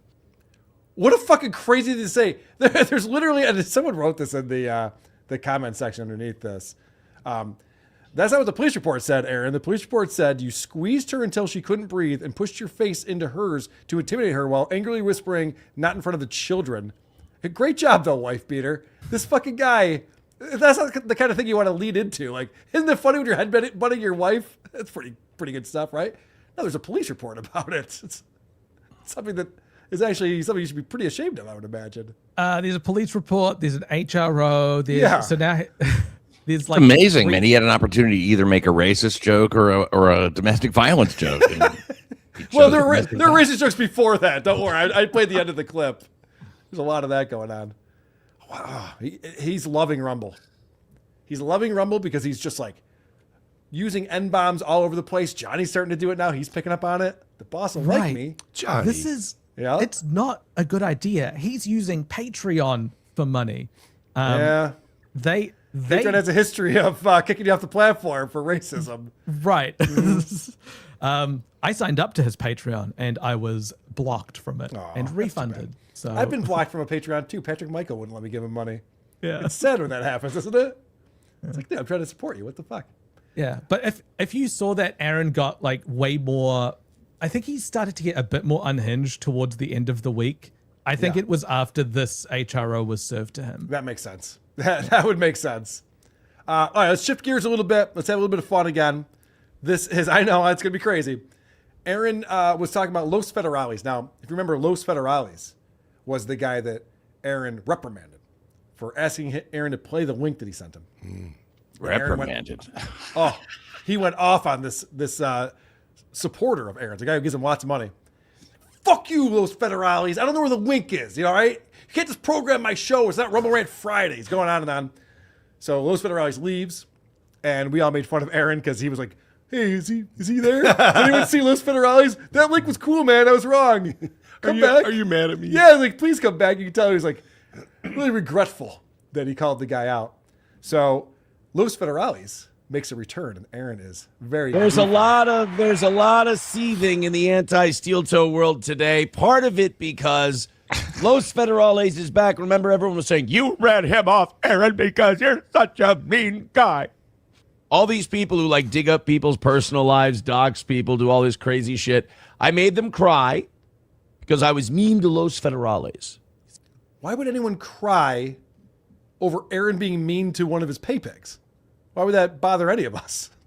We all laughed at him. Like, you fucking idiot. Because that's what he fantasizes about. Well, I think that's what he did. I think he cried afterwards. Went, fuck, why was I so mean to Los Federalis? All the guy does is give me money. Yeah. And I had to call him out. That was stupid. Yeah, right. I think it's just, he thinks the haters are just talking like that all the time. That's just their voice now. I know. It's so unimaginative and unoriginal. It's not quality entertainment. No one's buying it. It's not even It's not even when they're seething. It's just like, what's for dinner tonight? Yeah, that right. That's how we go through life.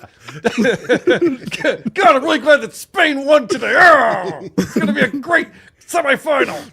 I love you, kids. Sent a link, bothered me about it. I yelled, then I played the link, and it turns out it was really, really good. And then I looked like an ass. And they're like, you ran him on there because you're the worst guy in the world. Like, it wouldn't matter if the link wasn't good. You still shouldn't snap like that, you know? Right. He's like, I made up with them because it turns out it was the right thing to play on my show. Yeah. I'm going to tolerate people who make really sexual comments about your kids, but you made fun of Los Federalis. Still bring up the cup holder joke. 2 years later, he cannot get over it. So everyone was really upset about this. Well, then last night, Los Federales comes back, throws a couple of bucks at the toe, and he goes, hey, what did I miss? I was on vacation. So, like, people are so desperate for the anti-SteelToe narrative. We all forgot about Los Federales.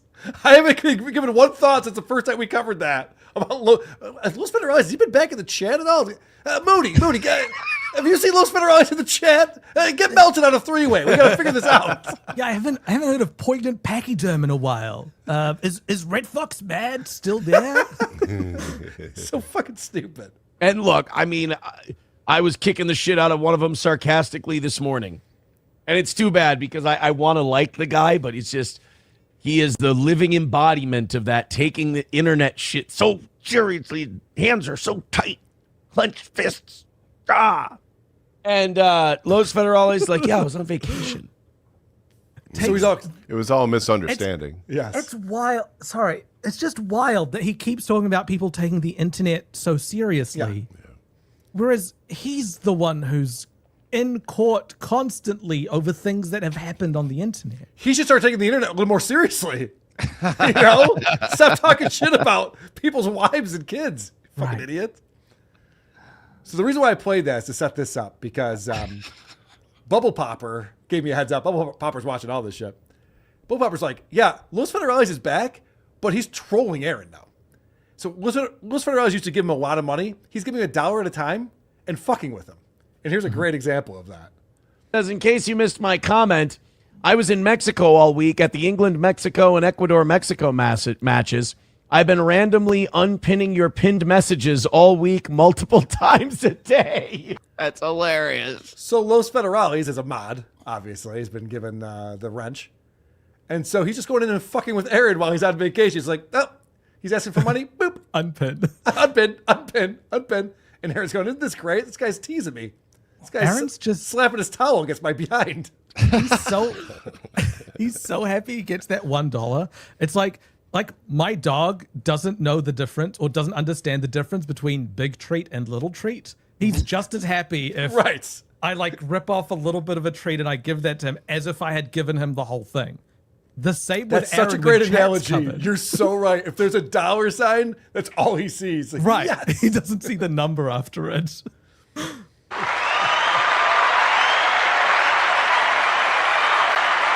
So I've been pinning the goal thing to the top like I always do, and apparently Los Federales has been popping in and out to take down the pinned message. That's a knee slapper. You know, I was wrong about this show. Fucking hilarious. Wow. We're all glad you're back, Los Federales. That's some petty Not us. We're seething. Yeah. Remember, we're not all happy about it. You're back, Los Federales. That's some petty shit. Respect. Man. Has he ever learned his lesson? So I think Los Federales is a fan of SteelToe, but I think he is a little butthurt about SteelToe dressing him down like that, being such a prick. So he's like, all right, I'll fuck with you back, idiot. Which is funny. I like that. And give you less money. Yes. It is weird. He's just so subservient to these people that give him money. Yep. Thank you. Like, what is going on? I have an example coming up. So this week's been rough. All of his major pay pigs that give the big donos were not showing up. And so he's missing the goals. And you're going to see in a little while that he is going to do whatever someone who's going to pay him the big bucks to do, he'll just do it. And he's admitting that now on the show. Before we do that, though, I want to show these goal misses that he had. This is what I tuned into because my buddy Tukey texted me Monday morning. He went, "Oh, he's way off the goal. You should check in on this." And I'm like, "Tukey, you said you didn't care about this anymore." And he went, "Don't tell anyone." Oh, fuck. Shut up. I just Keanu Thompsoned him. So I was watching this, and I got to watch him miss the goal. And this is the pathetic way that it ended on Monday morning. Fucking thing. They're not going to do anything. Scousko says, Trump give to the goal. Couple of red boys. Nah, it's over today, man. And we took it well. I'm sure that's going to bother people. You should be really happy that I got the fucking shit kicked out of me today. I'm not thrilled about it. I was skipping down the street, Aaron. What do you mean? You don't tell me when to be happy. I know when to be happy. I was kicking my heels together. I could hear the clops. I got a real serious health diagnosis, and when I found this out, it just turned the whole day around. I was the same way, but then I saw how well he took it, and I hated. Oh my God! All I wanted him to do was embarrass himself, and instead, he made me feel stupid by taking it so well. He smiled. But you should be very happy about that. But I'm sure it's going to make some people mad that I took it well. Believe me, I'm going to seethe about this off the air today. I'm going to be fucking annoyed that we lost by $1.80. But thank God. Okay, woof. Guys, for a minute there, I was like, is he taking this well? Oh, good, he's not. He's okay. headbutting SP. You just hear the door close upstairs, SP, the cars screech. I will say, we've been doing very well lately, so I can't be like, we desperately need it. We don't. But I hate losing. And losing by... Then why is it part of the goal? I thought the goal was only the money that you needed. It used to be. Right, now it's no longer. Isn't now that it's the odd? principle, yeah. Yeah, isn't that odd that now the goal is just about like, I just want to win, guys. I like getting a W on the score sheet.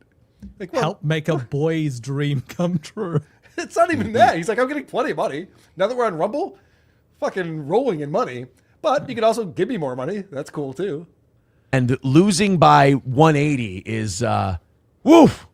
Does that one sucks shit. King Chris says, getting your shit pushed in today. I had my shit pushed in big time, bro. All right, who are we rating today? Okay. So, yeah, go ahead. I'm not sure if you've been around for one of his raids that he does, but he will pick another streamer on Rumble, usually a smaller streamer, and then him and his chat will go into that stream and just start spamming the N-word. They'll start calling them slurs. Like, he directs a hate mob towards these people and encourages it, which I'm pretty sure is against Rumble. Okay, so I've heard him talk about raiding channels and looking through channels to raid and shit. I thought they were trying to be nice. No. A bunch of people showed up. He weaponizes the raid. It's a lynching. Yeah, what an asshole. Right. Jesus Christ. They come riding in like a conquering horde. Yes. Get him. Armed with hard R's and N's. Jesus Christ. All right. Well, so this is Tuesday morning. So you just saw what happened Monday morning. Tuesday morning is not great. It's danger when he's bringing out the lightsaber. We had a massive miss yesterday, but we get props to So Thorough Joe Burrow. He does such a great job with these videos. He takes his time putting these together. Lots of funny sound effects. Lots of great cuts. To 800 memberships for the first time ever today. I think all is forgiven. I'll do 30 minutes of overtime. Dude, let's go. Everybody drop in $5 this morning. Everybody drop in a membership, and then I will shut the fuck up about the part we all hate most about this show. We don't like to talk about money until we fall behind, so just don't fall behind. We won't talk about money. I want a good, easy day today. I got a great show for you. I don't mean like piss all over my face, just money. You give us money, we'll play your shit, and even if it's not funny, we'll say it is. All right, guys, we're off to a great start this morning. Please don't do the thing where we fuck it up. Guys, I would have... You guys can ruin my show if you want. As long as I get paid, I don't give a shit. Wow. Imagine being a fan of this retard. Appreciate a lot of generosity today. I don't want to do a rally segment. I want to get to zero. So show your support for the show that's entertaining you every day. You can throw in a gifted membership every month.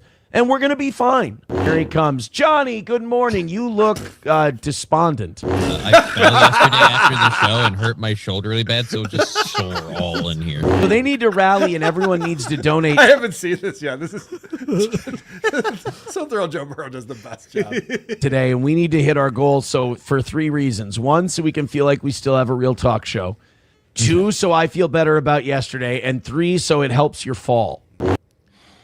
Wow. So Aaron goes, listen, this is why we need to make money. 1, so I can feel like I'm a real boy doing a real show. 2, because yesterday I didn't feel like I was a real boy doing a real show. And 3, feel bad for Johnny? Yeah. Could that be a thing you guys do? What a prick. And I'll come back to the chat when you guys start paying. Give to the show, please. Give to the show, please. We would appreciate that coming back into the chat with some love. Again, we got another hour before we're behind, but it looks bad. Again, outside of that 50 that guy very generously came in and dropped. I hate doing this, but money is a big part of this show. It's the only thing that keeps the show going. So we do this. News to me. Money's a big part of the show? You don't say. Show for money. We're entertaining for you. We love doing the show, but we do the show for money. And yeah, just give people a break the week after July 4th because it's fucking dismal. Even last night when we hit, it was a fucking desperate situation. It was pathetic. All right, I'll come back to the chat when you guys have something for me. Again, we need to make money. All right, guys, we are about to fall behind. We had a $50 drop earlier. That's about what we've had today. Yeah, 25 minutes from falling behind. Please consider contributing to the show. I do miss this version of Aaron. He used to do it a lot more. Moody, I think you'd agree. When the whole show was a game. The whole show is, guys, we got to have $200 by the 9 o'clock hour, or else I feel like I'm behind, and we're at 170 and it's 854, which means we need, he had all these math equations going. The cup game. Right. It's constantly like, I need $30 in 12 minutes, then we're going to need another $40, 40 minutes after that. Yeah. No whammies, no whammies. Right. He sounds like a pilot discovering that all his instruments are failing, like one by one. Right. That engine's down. This engine's down. What the fuck? Oh, we appreciate the numbers. That's all great. Thank you so much. Hit like, hit subscribe, hit follow. Here we go again. Thanks for the $2. We appreciate it. We could use some support. I fucking hate the money part. So I don't know if you can't hear me or what. Sorry, this is getting into the technical field a little bit. Okay. But the way that they line up these 2 shots with each other. I hate it. Johnny has a green screen behind him, and he's taken a screenshot of Aaron's background, and he's superimposed it on the green screen by keying it out, and he has to realign it every show, but it's always off a little bit, or it cuts off a shoulder or something else. Johnny knows how to key something out. He could just send his green screen footage, and then Aaron could key it out on his side so that Johnny looks like he's next to Aaron. No, you want to have like the different lighting coming at it, so it's very obvious, a very straight line down the middle where it's divided. It's so frustrating. The shadows are so different on there. You've got the answer. Like, there's a guy who knows how to key stuff out. Just have him teach Aaron how to. He's like, no, he won't be on much longer anyway. Right? Yeah. What's the point? Seems like a lot of work for a guy who's on his last legs. Oh, no pun intended. Or if everybody's broke, I apologize if I'm bothering you then. That's my bad. Wait, hold on a second. There's somebody who said a second ago. He goes, are you guys not hearing me? Or if everybody's broke, maybe I didn't go back far enough. Thanks for the $2. We appreciate it. We could use some support. I fucking hate the money part. So I don't know if you can't hear me or I don't know if you can't hear me. I'm just every time he starts talking about money, I tune out. Like, oh, what's he talking about now? Oh shit. What? Or if everybody's broke, I apologize if I'm bothering you then. That's my bad. I apologize for that. He sounds like he's on the subway. Like, excuse me, ladies and gentlemen.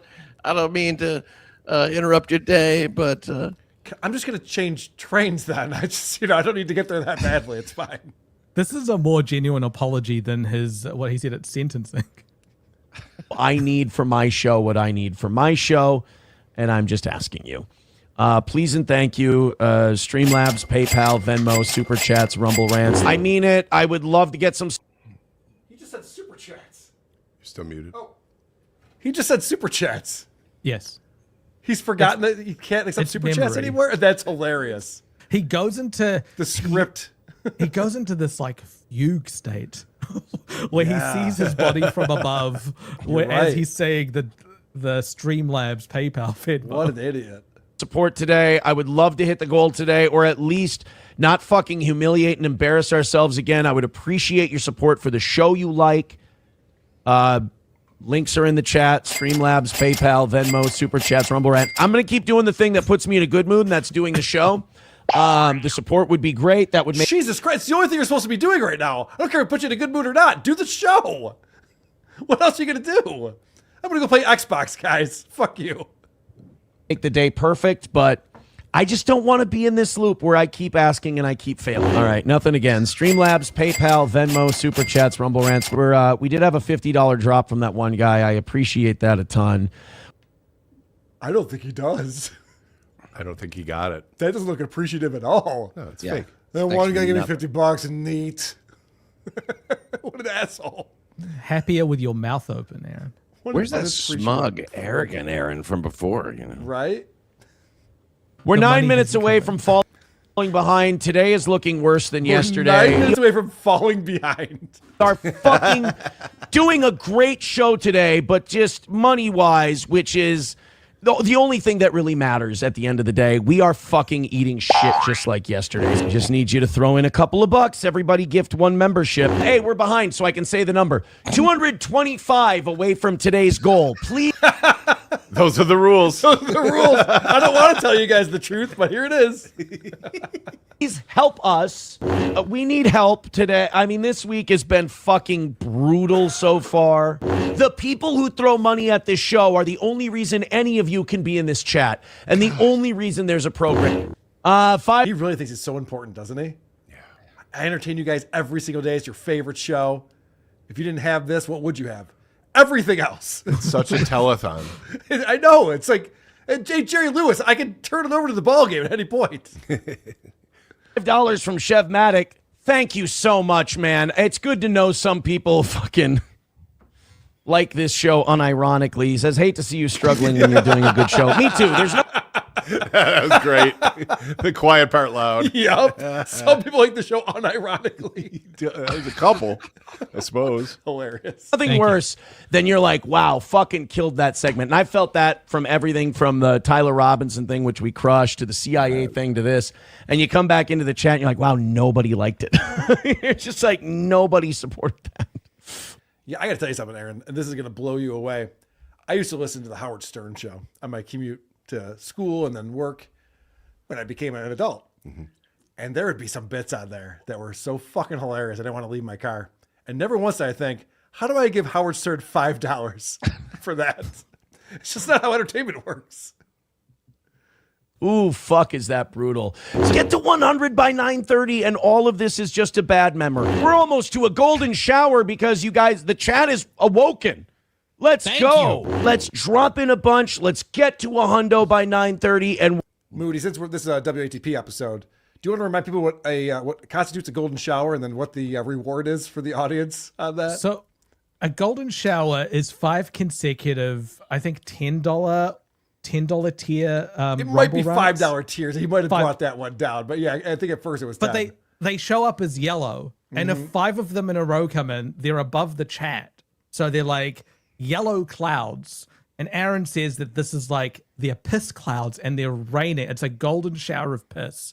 So Aaron will start to play the golden shower song from Red Bar while he mimes drinking piss out of a bowl. Catching it in a bowl and drinking the urine. That's the reward you get for donating money to his show. Oh, what color Rumble Rant is brown?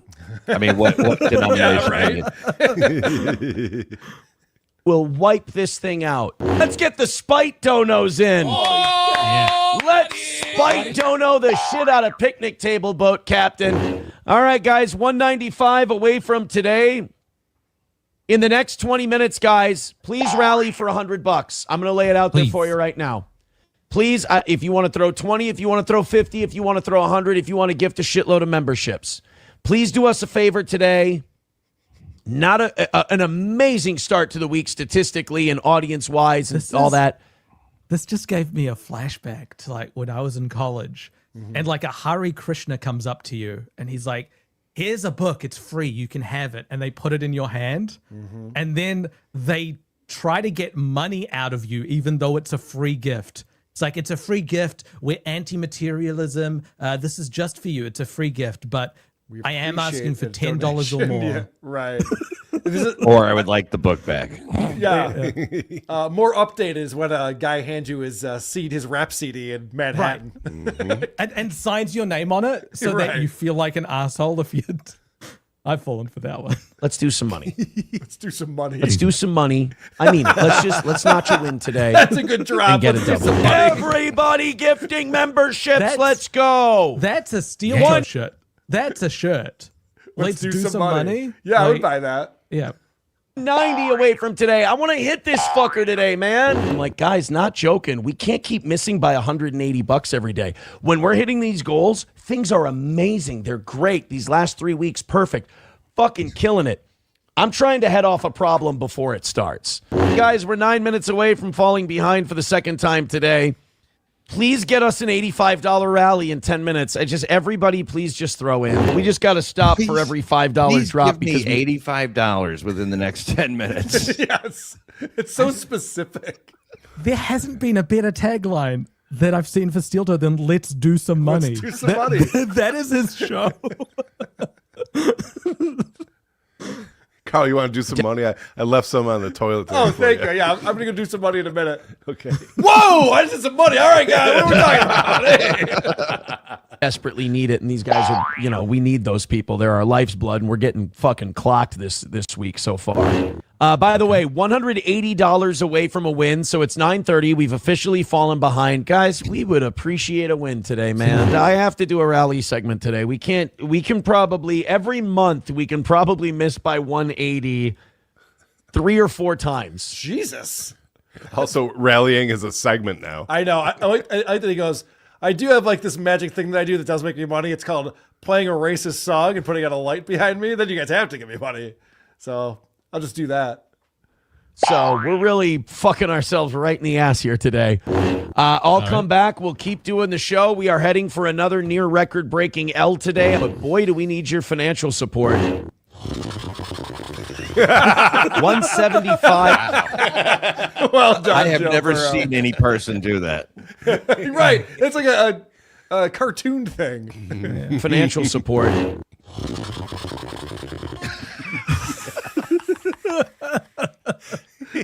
It's the money copter.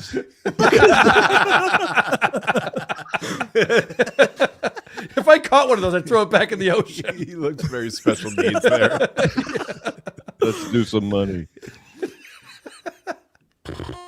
175 is the number, the gross, gay, disgusting part of doing this show. Let's get that money in. Please contribute what you can. I know people who hate us are going to clip it and go, look. That sounds funny. The funny thing about this, you would think he's talking to tens of thousands of people. Yeah. It's like, guys, come on. A couple people give me money. We can keep this thing going. There's 600, according to Rumble's numbers, which means there's 200, 250 maybe watching. That's a lot of pressure to put on your audience. Money in. Please contribute what you can. I know people who hate us are going to clip it and go, look, Toe is failing. I mean, we don't hate you. We love this. But I will clip it. Yes, and, we will clip it. But that's the thing that Aaron doesn't understand, is that we're enjoying this. This is why we do this on a Friday afternoon. Yeah. And why all of you are here. Thank you for being here, all 1,200 of you. Hit like. I could be touching grass right now. I'd rather do this. Fuck that noise. Let's stay in the basement, watch this idiot beg for money. If it was up to me, I'd just say, please knock out this fucking goal, because being down $350 to start the week sucks shit. I'm going to make an executive decision. 175. Have I embarrassed myself enough that a rally segment isn't going to matter if I do it? Totally butt fucked for the week. Mitch McConnell's dead. This isn't the rally segment. No, I know. This is the show proper. He's not even embarrassing himself yet. I might have to ask for money if this keeps going. Right? Ed, right? There goes Johnny. He doesn't have to watch the ugly end to all this. I got to tell you, if it weren't for that $50 drop from that salty cracker fan earlier, this would be an all-time record. Like, if you really didn't like Johnny, then right after he left, all the money would come flooding in. I would appreciate some generosity. If you got prove you don't like Johnny. Yeah, he tried to use the fuck Johnny thing again. Yeah. Do you guys want to give money because Johnny's shoulder hurts? No? Okay, how about fuck Johnny and his ass? What if I bring Oz on? Yeah. 100 in you, man, drop 100. You got 10, 20 memberships in you, drop that. But if you just got 2 or 5, man, anything to drop this number would help. We're behind by more than $300 for this week. It ain't going well. All right, that's it. Hey man, hit like, hit subscribe, I'm hit just passing. Hey man, I'm just passing through town, and I've run out of money. My bank card doesn't work anymore. If you've got like $5 for gas, I swear I have a just to get job. down, yeah, I'm just having a really shitty day. Give me your address. I will send that money back to you afterwards. I swear I'm good for it. I don't usually beg like this at gas stations. Follow, throw us some money, and let's wrap it up big. I'll shut up now. You guys watch Mark Gormley. I'll just announce the donos. I appreciate what So Thorough Joe Burrow is doing here because he's playing a music video. And he literally just watches a music video. And does nothing during this entire time.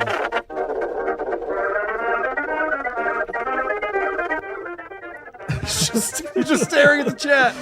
Where's the money? He looks down at his Venmo. Where's the money, assholes? Imagine thinking this is a show. This is wild. It's crazy. He's just sitting there stewing. He's so he needs to upset step about it up, man. Like, imagine if he was like a mob enforcer, and he comes around going, "We really need your money." right. Come on, guys, please. You haven't broken our windows yet, asshole. We don't believe you. All right, I'm glad I didn't beg. I'm glad I didn't say anything because it did not go well. I'm going to play the last one. I'm going to play Erica to play us out, guys. All right. Again, these songs are only being played for rally purposes, so you can throw in some money and contribute to the toe.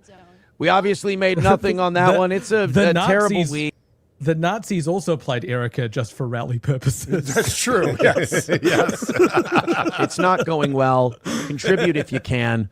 Please and thank you. I will pop in to say thanks if there is anything chipped in. Otherwise, I'm going to write this off as another loss today, and this is one of our worst weeks ever.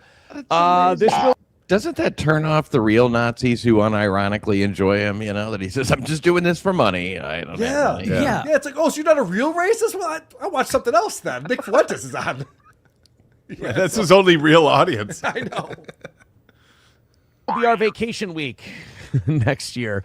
Throw in, if you thought we did a good show, throw in a couple bucks if you can. Here's the last 3 minutes. Thank you very much. If you hate the toe, boy, you're going to love this week because you can talk about how bad I'm failing and how bad this is and how I'm circling the drain and I'm almost done. I mean, we're not. We'll be fine. We'll just take a fucking shot in the dick. But please and thank you. Chip in. Otherwise, once this song is over, I'm going to take off. Thank you, guys, and have a great rest of your day. I'll be back at 6 p.m. Hey, we got a gifted membership from Tired of the Bull. Wow. Zen Man gifting a membership. Thank you very much. Is that enough for a rally? I mean, it probably won't. Those two are just being really generous, and we appreciate it. 135 away from a win. I don't know if anyone here is a college football fan, but the way the college football works is kind of odd. A loss in the beginning of the season isn't as bad as a loss at the end of the season. So you can lose an early game, and then your team gets better, and you get a good seeding for the playoffs. With the way Aaron operates, if you give him $50 at the beginning of the show, it's like, yeah, cool, but no one else will give you money. If you give him $5 at the end, he's like, holy shit, you're so generous. That is so amazing. If only everyone was like you with that $5. 58 memberships away from 800. 3 more gifted memberships until we get to a golden shower. So please and thanks, guys. Continue. Keep it going. Maybe we got some hope. Let's see.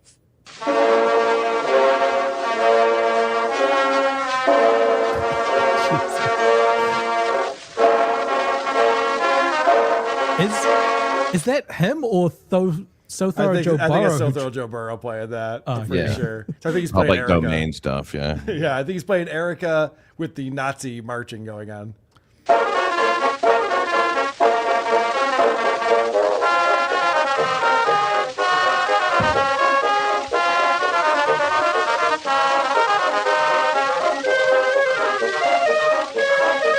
Just no money coming in. Yeah, look at how pissed he is here. And now he puts up the thumbnail. This is. It's the Joe Burrow, first go time- fuck yourself. That's the first time I've seen him end the show before the timer runs out. Yeah, he's just like, fuck. All right, I'm defeated. Like, he was so defeated. He was just in that corner sulking. Yep. Not saying a thing. And then fast forward to Thursday morning, and he's back up to like, yeah, perfect week. Fuck you all. Yeah, it's crazy how he's able to do that. Pat, you've got a new video that you can loop on your channel now. Just Aaron sitting there, bored out of his mind. Right. Because if you haven't tuned into Pat's streams, he's got one of Aaron picking his nose, and it just looks like Aaron's on the call. Right, Aaron's just in the corner, just hanging out with everyone. I was going to say I was surprised that you, Carl, were surprised that Chrissy learned nothing, but then I would also be dumb. So I'm not surprised you were surprised, dummy. Love you. Fair enough. Yeah, Carl was surprised that Aaron's divorce was real. Fair enough. I've made some mistakes. Right. I've been wrong before. I'll be wrong again. Tim Bollinger, $10. I hope you guys have the Golden Shower song. That's only one, Tim. We need 4 more in a row. Yeah, But and if you could do it. the next one, if the next one's not yellow, it's over. Ah, damn it. That Ah, breaks damn. it. James Q. Legend. Pat Dixon, better than Julie on any show. Shuli sucks. Thanks. You probably get that a lot, I would imagine. Erica Ann, hello, boys, especially Mr. Dixon. Aaron is gross. That is all I have to say. Fair enough. Dabble Tim, let's discuss Moody's pronunciation of subsequent. Oh, I shouldn't have said it. Well, how did you say it? Subsequent. It's Yeah. it's just like I have a different accent. We I say can't make words fun differently. of. I can't make fun of Moody for how he pronounces words. Right. I will not do that. XMMM212. Imagine we have some method of showing Aaron cleaning Nick's goo off of April. You're seething because I took that so well. I'm the best cum slurper you've ever seen. Big Daddy Dodo. Can't you see that I feel great? Look at the icon there, the avatar, Johnny. Husey Entertainment's here, my boy Husey. Hey, Pat, nice suit. Is that for your date with men? Ha ha! Yeah. Typically, great joke by me. Got me. Last Dabbler standing. Carl, why haven't you apologized for bothering us? How dare you show up on my feed? I'm sorry to bother you guys. If you want to throw a few bucks my way. JFK Head Junk. Remember when Cedric John wouldn't read that name? It's too offensive. JFK, whatever. Enough time has passed. It's an auction where you get nothing if you win. Yes. Except the auctioneer telling you to suck his dick. And how great he is. He will be a pompous prick. So you got that going for you. All right. I have a lot of examples of Aaron dropping N-bombs and hard R's and all that kind of fun stuff. I think I want to move on to some Opie stuff. It was I'm like getting Aaroned out. The stuff with the N-word and all of that this week, it wasn't even jokes. Like he wasn't saying it to be funny. They would just say racist stuff. He wants a certain audience right on the show. And he's getting it, I think. And I have to tell you, well, I don't have to tell you. I might want to tell Aaron. Racists are oftentimes broke. They're not really good at society, and they don't make a ton of money. So I don't know if that's the audience you want to go after. Also, what radio station are you going back to? There's obviously exceptions. I mean, your former boss, my buddy. There's exceptions. What's that, Moody? It's like, what radio station are you going to? If you're targeting people on work sites, you can't have that playing on a radio, regardless of how racist you are. Okay. Fuck you. I'm going to play one more clip then. Because nice going, Moody. I know. Because he literally doesn't care about a radio job anymore. He's killing it. He's making so much money, as we just saw. He's making so much money now that he doesn't even need a job on the radio. All right. Which, after 4 years straight of talking about going back to the radio? Yeah. This is pretty crazy. It's like how he doesn't even need his safe sport anymore. Mm-hmm. It's like he doesn't even need his wife anymore. It's like he doesn't even need his kids anymore. Like it's does that work out well for him? All the stuff that goes away he doesn't need. It's like gauntlet of shit he doesn't need that he used to care about. It's like the end of The Jerk, where it's like, all I need is my dog. I don't need my dog. Right, yeah. with the N words. 10 to 12 hours of those workouts will change things. Hulkamasha Baby says, so that radio conversation is going well by the sound of all the hard R's I see. Well, I kind of thought that if we make a shitload of money here on Rumble and our profit margin goes up and we got a little more of a cushion, then I'm kind of like, if I'm talking freely and I'm just saying whatever to be funny and that shoots the radio thing in the ass, but we make money here, who fucking cares, right? Okay, so he must have finally had the conversation. Because remember he did that whole thing about iHeartMedia losing all this money and laying all these people off. And he's like, guys, I don't know if you know this, but the radio industry is down. There's no money to be made there. Did he finally come to the realization that he's not going to get a job in radio getting paid? So he's just like, fuck it, I'm just going to start N-bombing all over the show. Who cares anymore? So it's another win. Of course. Of course it is. Like, the only thing radio would do is get rid of the goal. But if the goal's getting hit, who gives a shit? That's what I say. So... they can drag their feet. It's their industry that's dying. Also, you know, I just wanted to help.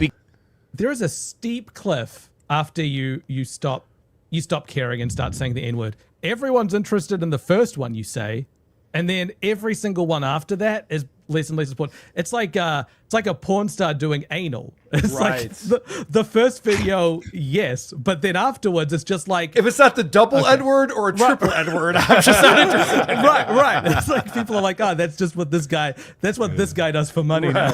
I'm good. You know, I just wanted to help because I want my number one spot back. But, you know, also, the kingdom you're inheriting, what is it? It's not the one you left behind. It's a battered, destroyed, desolated version of what you left behind. You left behind. You were fired. You were removed from radio. He's like, I left it behind. I'll come back for you one day, baby. Like, no, we're good. We got a new morning show. We're fine. And he was... he was number one in like a select demographic during a select time slot. Right, during racist between 7:30 and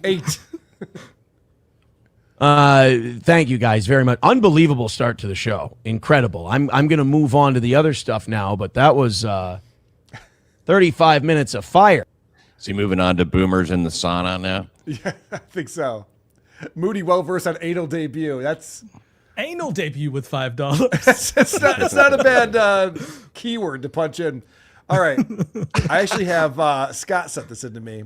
And, you know, Pat, I wonder if you have any experience with Arty Fletcher. Not direct experience. Okay. I do think that I met him, though. Okay. But you're familiar with Arty Fletcher, right? Yes, yeah. So Vinny Paulini's been talking to me about him for years. And I'm like, yeah, whatever. But recently, we've really caught on since Arty and Stuttering John were going to team up and do a comedy tour together. We really caught on to what a crazy pathological liar this guy is. And Arty Fletcher's always talking about Jim Florentine. That's his buddy. So Scott sent me an episode of Chip Chipperson from years ago where Arty Fletcher gets brought up and Jim Norton and Jim Florentine break character and just start talking about him. And knowing what we know now, this is very funny. What is it about Jim Florentine? Yeah, I'm the rock and roll bad. What is it about Jim Florentine? What do you mean? That attracts all these lying pieces of crap. Dude, Jim is such a sweetheart and such a nice guy. I've talked to him about this privately, where he's like, you know, I want to help people out, and I always see the good in people. It's like, he's a sweetheart of a man, for sure. Yeah, I'm the rock and roll bad boy. Yeah. I thought Arty Fletcher was the rock and roll bad boy. Who's Arty Fletcher? He's a comic we used to know. Really? Yeah, me and Jim Norton knew. Yeah, he was New York City's bad boy. No. But I'm the rock and roll bad boy. Okay, that's a little was this different. Like hopefully he doesn't come back because he's still around. Hopefully he doesn't come back. And was this a self-named? Yeah, he named himself. Yeah. And he lived in Jersey and Pennsylvania, but he substituted comic for boy. Yeah, he would do a set at Santa, New York, like once a month, but somehow he became a New York City's bad boy. Guy had a giant cock. I'm so surprised we've never heard of him. Yeah. That's Arty Fletcher. There he is. No. What kind of stupid asshole wears a hat like that? Wow. Is he your cousin? You guys kind of are a little relatable. Where's he living? I haven't seen. I miss Arty. In Florida. Oh, all right. He's a good egg. We used to hang out and fuck girls.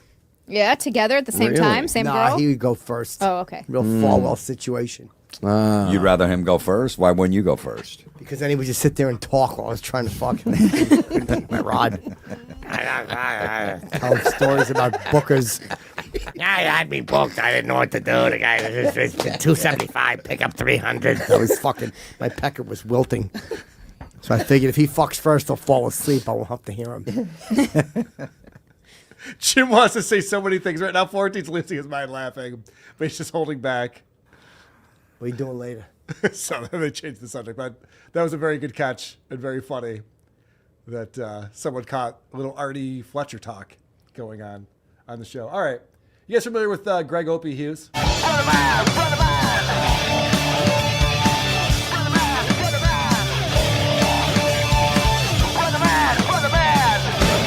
Ba, ba, ba, ba, ba, ba, ba. What does that theme song say? Brother man. Yeah, he's saying brother man, brother man. Right. And that's because Brother Wheeze used to say brother man, brother man. And Opie pretended that he invented it since Wheeze is only out here in Rochester. So no one would know. They're actually doing I just knew. Comedy at the Carlson next weekend is doing a comedy festival. It's at like 6 different venues. All these comedians are coming in. I'm going to go to a bunch of shows. One of the things they're doing to kick it all off is a Wheeze reunion show. A live Wheeze reunion show. And Vinny reached out to Opie to be like, hey, you want to be a part of this? And Opie big timed him. Surprise, surprise. Oh, well. What are you going to do? Foofy? Do you enjoy any foofy? All right, hold on a second. I hate that YouTube thinks I want to start watching it from where I was watching it before. I don't. Start from the beginning, YouTube. Of course, the ever popular cold open where Opie just hits go live while the guys are chatting. Yeah, I can do that. I can. It's fucking oozing off of you. What's oozing off? Jesus Christ! I'm about to give you a timeout. What is oozing off me, Ron? What? You're ornery. You're cranky. Yeah. Old man in the sea. No. Look at how youthful I look today. Some mornings I look like he's still not understanding the old man in the sea reference. He's just hearing old man. No, look at how youthful I look. That's not the point. 10, 15 years younger. And then some days I look like Joe. He's saying you're a bitter asshole. That's what he's saying. Joe Biden. I don't understand what happens with this face on a day-to-day basis. But it is FU Friday. I am cranky. You are 100% correct. We have started the show, believe it or not. That's Ronnie Babes in the middle. Ron Berman Comedy on all the socials. His Venmo is scrolling above. He doesn't deserve it yet. Wait for him to do something, then give him a Venmo. But I deserve something already. So there's my PayPal. Oh, really? Scrolling across the top. And then you got comedian Tony P. And it's FU Friday, and I'm fired up. Yes, Ron, I'm cranky. Here's my first FU. Jesus, Ron. Oh, he shot out of a fucking cannon. This guy's just, it's 6 a.m. and he's just screaming into his phone as close as he can get to it. You the fucking cranky Opie. I don't like cranky Opie. Well, you know what Opie's favorite movie is? What? The Old Men. Killer line, though. Pat, you probably wish you wrote comedy like that, huh? I mean, there's no way I would ever crumple that up and throw it away if I wrote it. Well, how about you come over here and walk my dog at 3:30 in the morning? Then I wouldn't be cranky. It's perfect. Wait a minute. Friday. Slow down. What you want to invite me over? Yeah, that's what Ron heard. Ron's like, come to your beach house in the Hamptons? Don't mind if I do. You just see a little puff of smoke. Yeah. In the shape of a schnoz. You want to invite me over to the beach house? Like Hank Azaria in the birdcage and walk and like do house chores? Listen, sign me up. I'll wear those tight Daisy Dukes like Hank Azaria in the birdcage. By the end of this show, I'll be your wife's best gay friend. All right, but the fuck is going on? You're admitting it? Just to get to the beach house. He just came out. Holy shit, Ron! Women love gay men. Women love gay men as best friends. So is your roommate your lover? Dandy. This is literally when I was in my teens, maybe preteens, laughing about one of our friends being gay. This is what these men in their 60s are doing. You see, Yankee Doodle Dandy, what's more patriotic than admitting you're gay? Right. Makes sense, right? Look at Tony. Okay. I'm sorry. You have to watch Tony P. He's never been happier than Opie calling Ron Berman gay. He loves this. Andy. All right, now I'm in a good mood. That's all it took. Just someone coming out of the closet on the show. Funniest thing that Opie's ever heard. Good stuff. You guys ready for some FUs? I mean, FU Friday? there's no money in it, but Tony's getting in front of 12 people every morning. So yes. Well, we amplify that a little bit, Pat. I want to say. This not in a good way. Like, yeah, well, yeah. Right. This feels like Discord for old people. Yeah.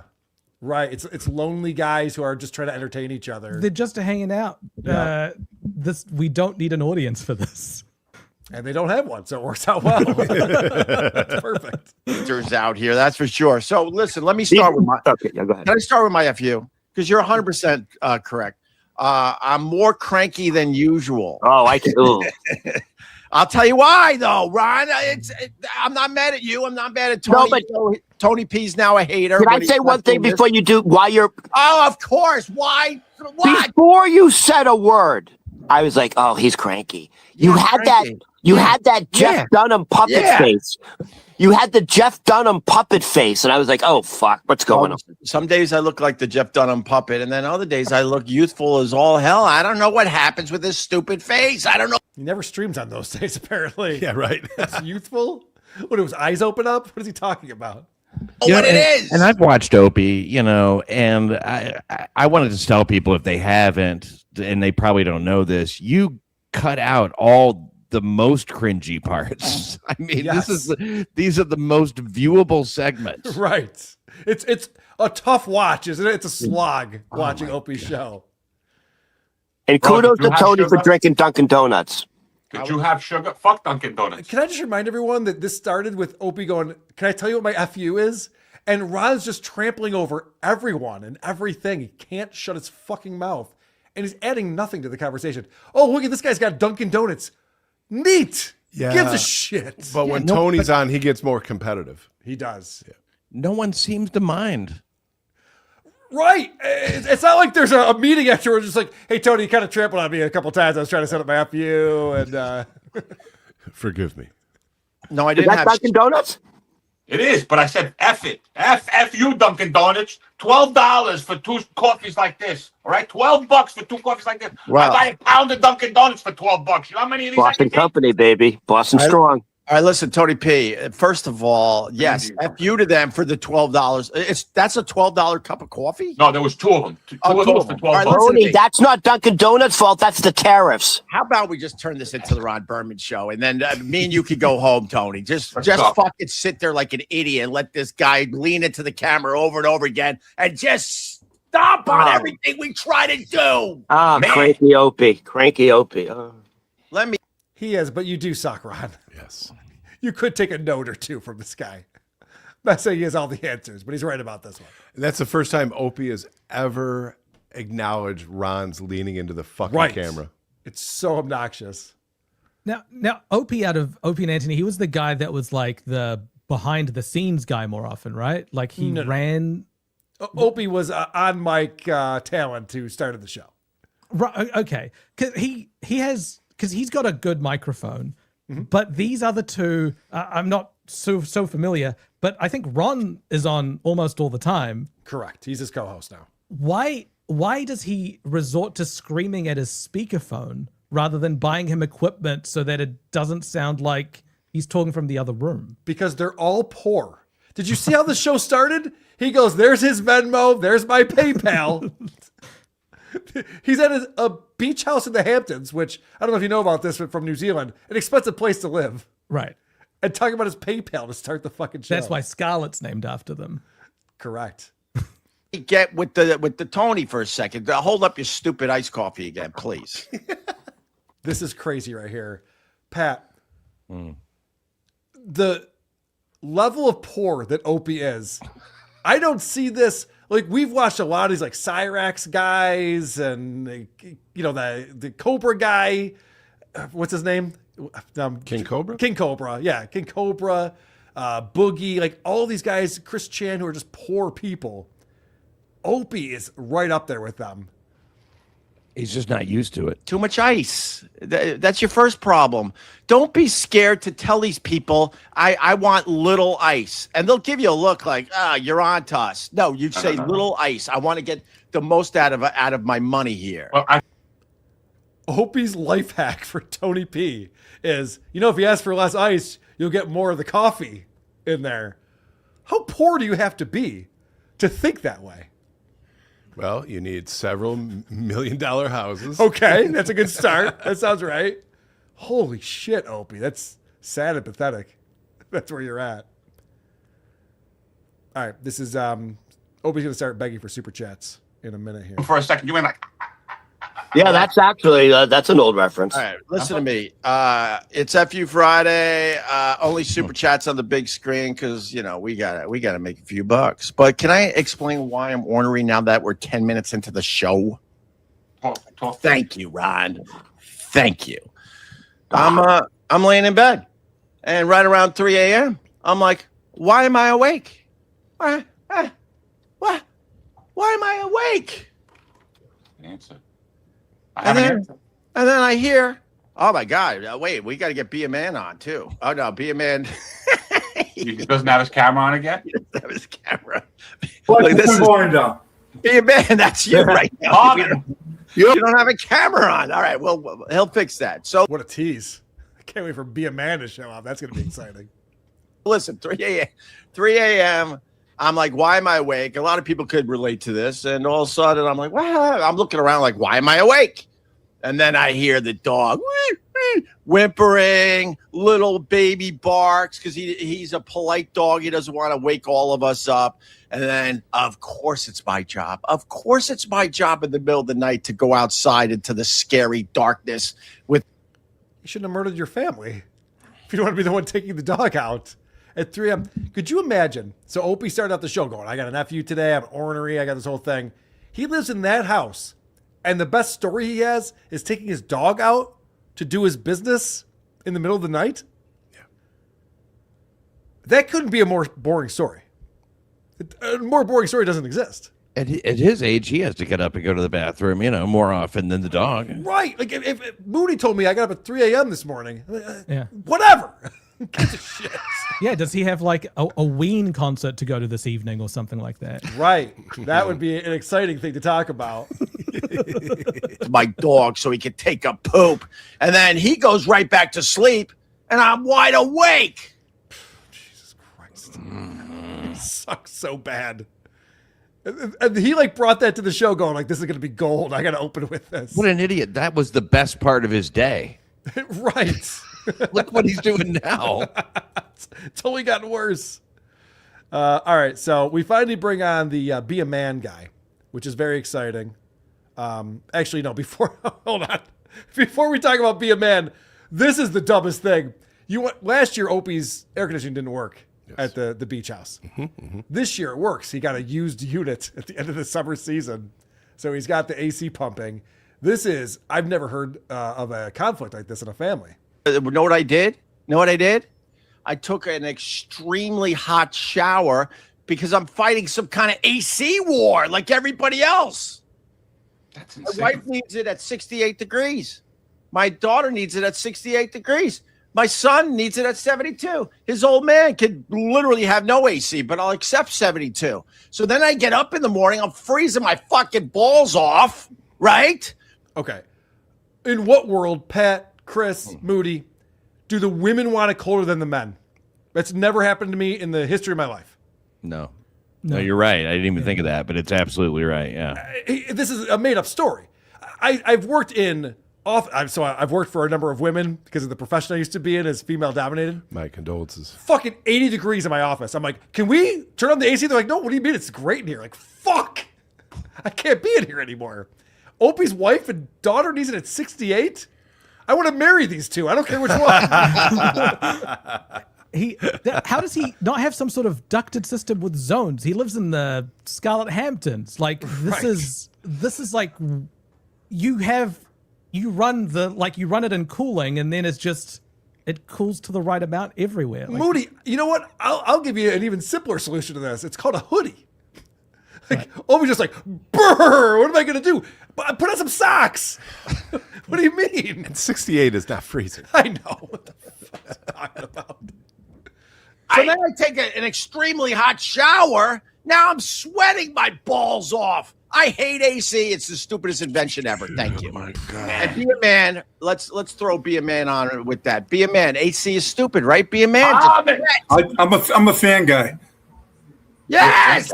Yeah. Yeah, I'm but old school. I'm a fan guy. fans only fucking cool one side of you. Sweat to death. Be a man. Thank you. Jesus, Opie, you needed the yes man. He got it. There it is. Be a man showing up.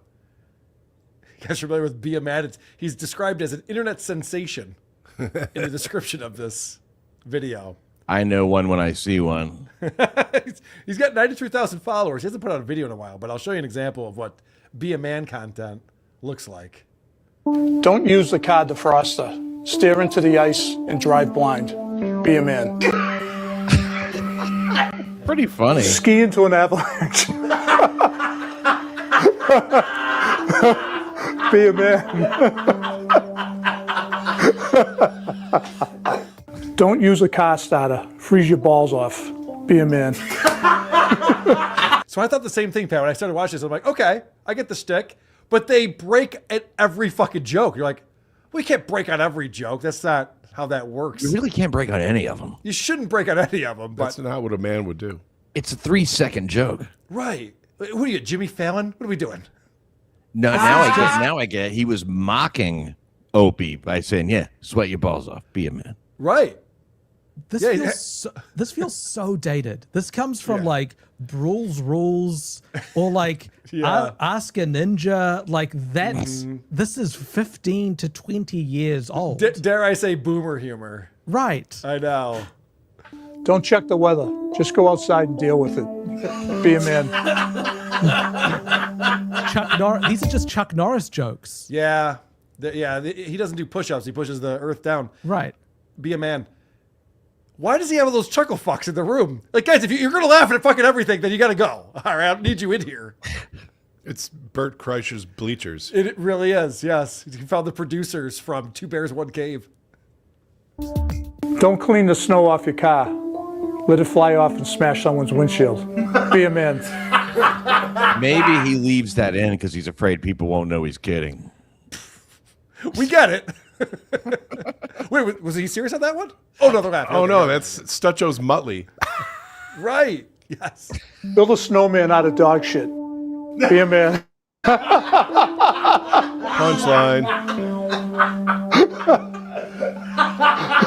Never use a snowblower. Shovel a whole driveway by hand and croak in the walkway. Be a man. Don't complain about the cold weather.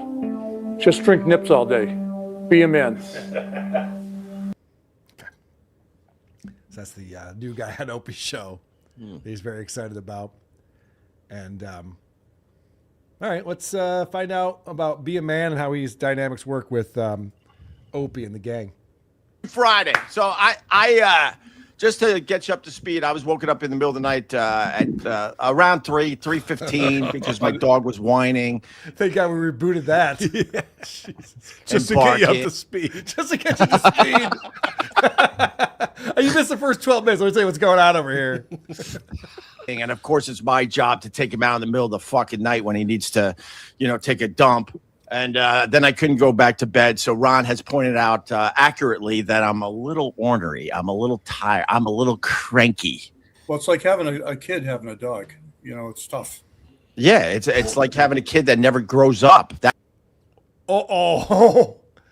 Truth wants to come out. Opie just said it's like having a kid that never grows up. Do you know anything about that, Opie? Murder your family. Be a man.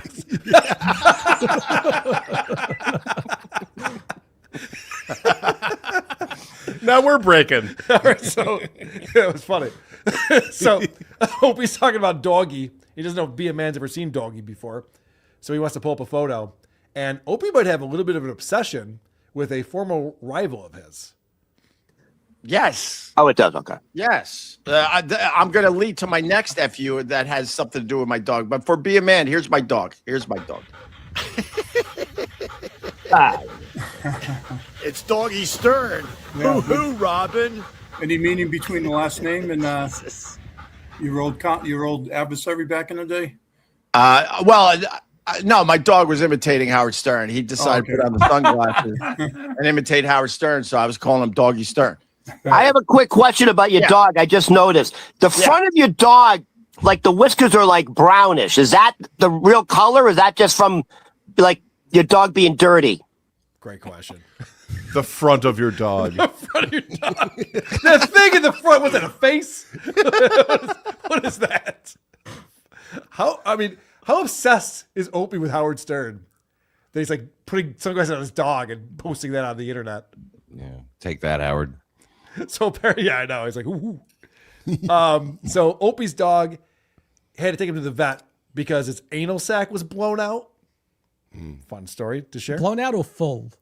Blown out, apparently. I don't know what that means specifically, or it needed to be blown out. Maybe it needed to be blown out. Yeah, so sometimes the anal sacs get filled with anal glands get filled with fluid and they need to be expelled by a vet. I got it. Okay. Somebody call Rob Saul. Right. Rob can do that with one pinky. This is long after your anal debut. When they're when they're dragging their butts on the floor and stuff, that's usually a symptom of that. Why am I doing it? Attention. It works. All right. Carl, you got to get out of here. They're noticing me.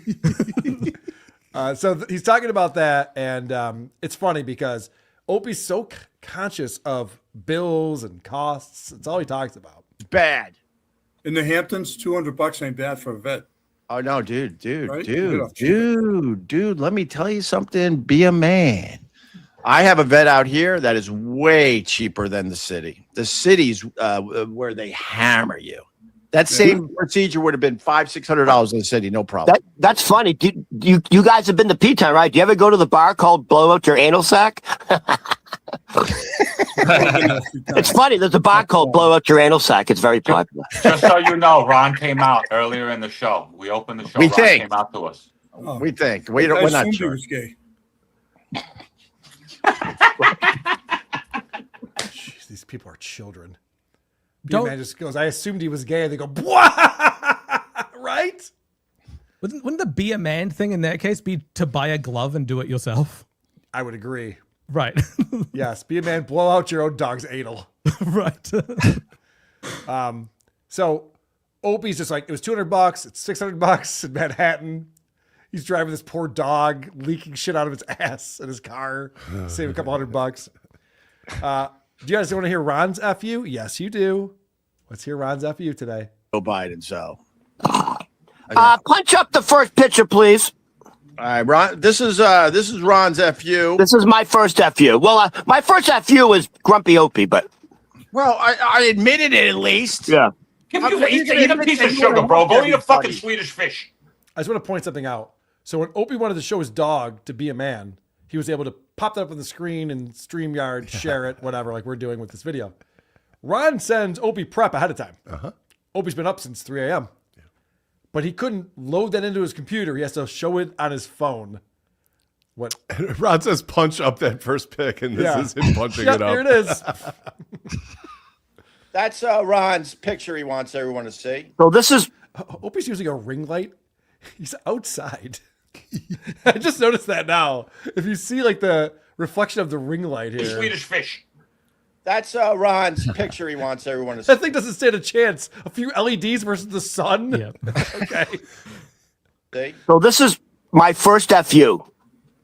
FU to Kimchi. I don't know what the fuck it is. I don't like the way it looks. I don't like the way it sounds. Dude, it looks like placenta. I don't know. Everyone talks about it. It's all the hippies. It looks disgusting. You know what it is? What? It's fermented cabbage. Can you say Beano? Ron, this wrong picture. I'm sorry. This is a picture of my dog's anal sac. Yeah, really. Exactly. Exactly. I have to point out, I'm going to go full screen on this. Opie just did something very noble and amazing for him. He just saved his buddy. Ron was bombing. Ron's like, this is going to kill. I'm going to show him this gross food. I'm going to say how gross it is. And everyone's just like, okay. And then Opie had a joke. He had a call back.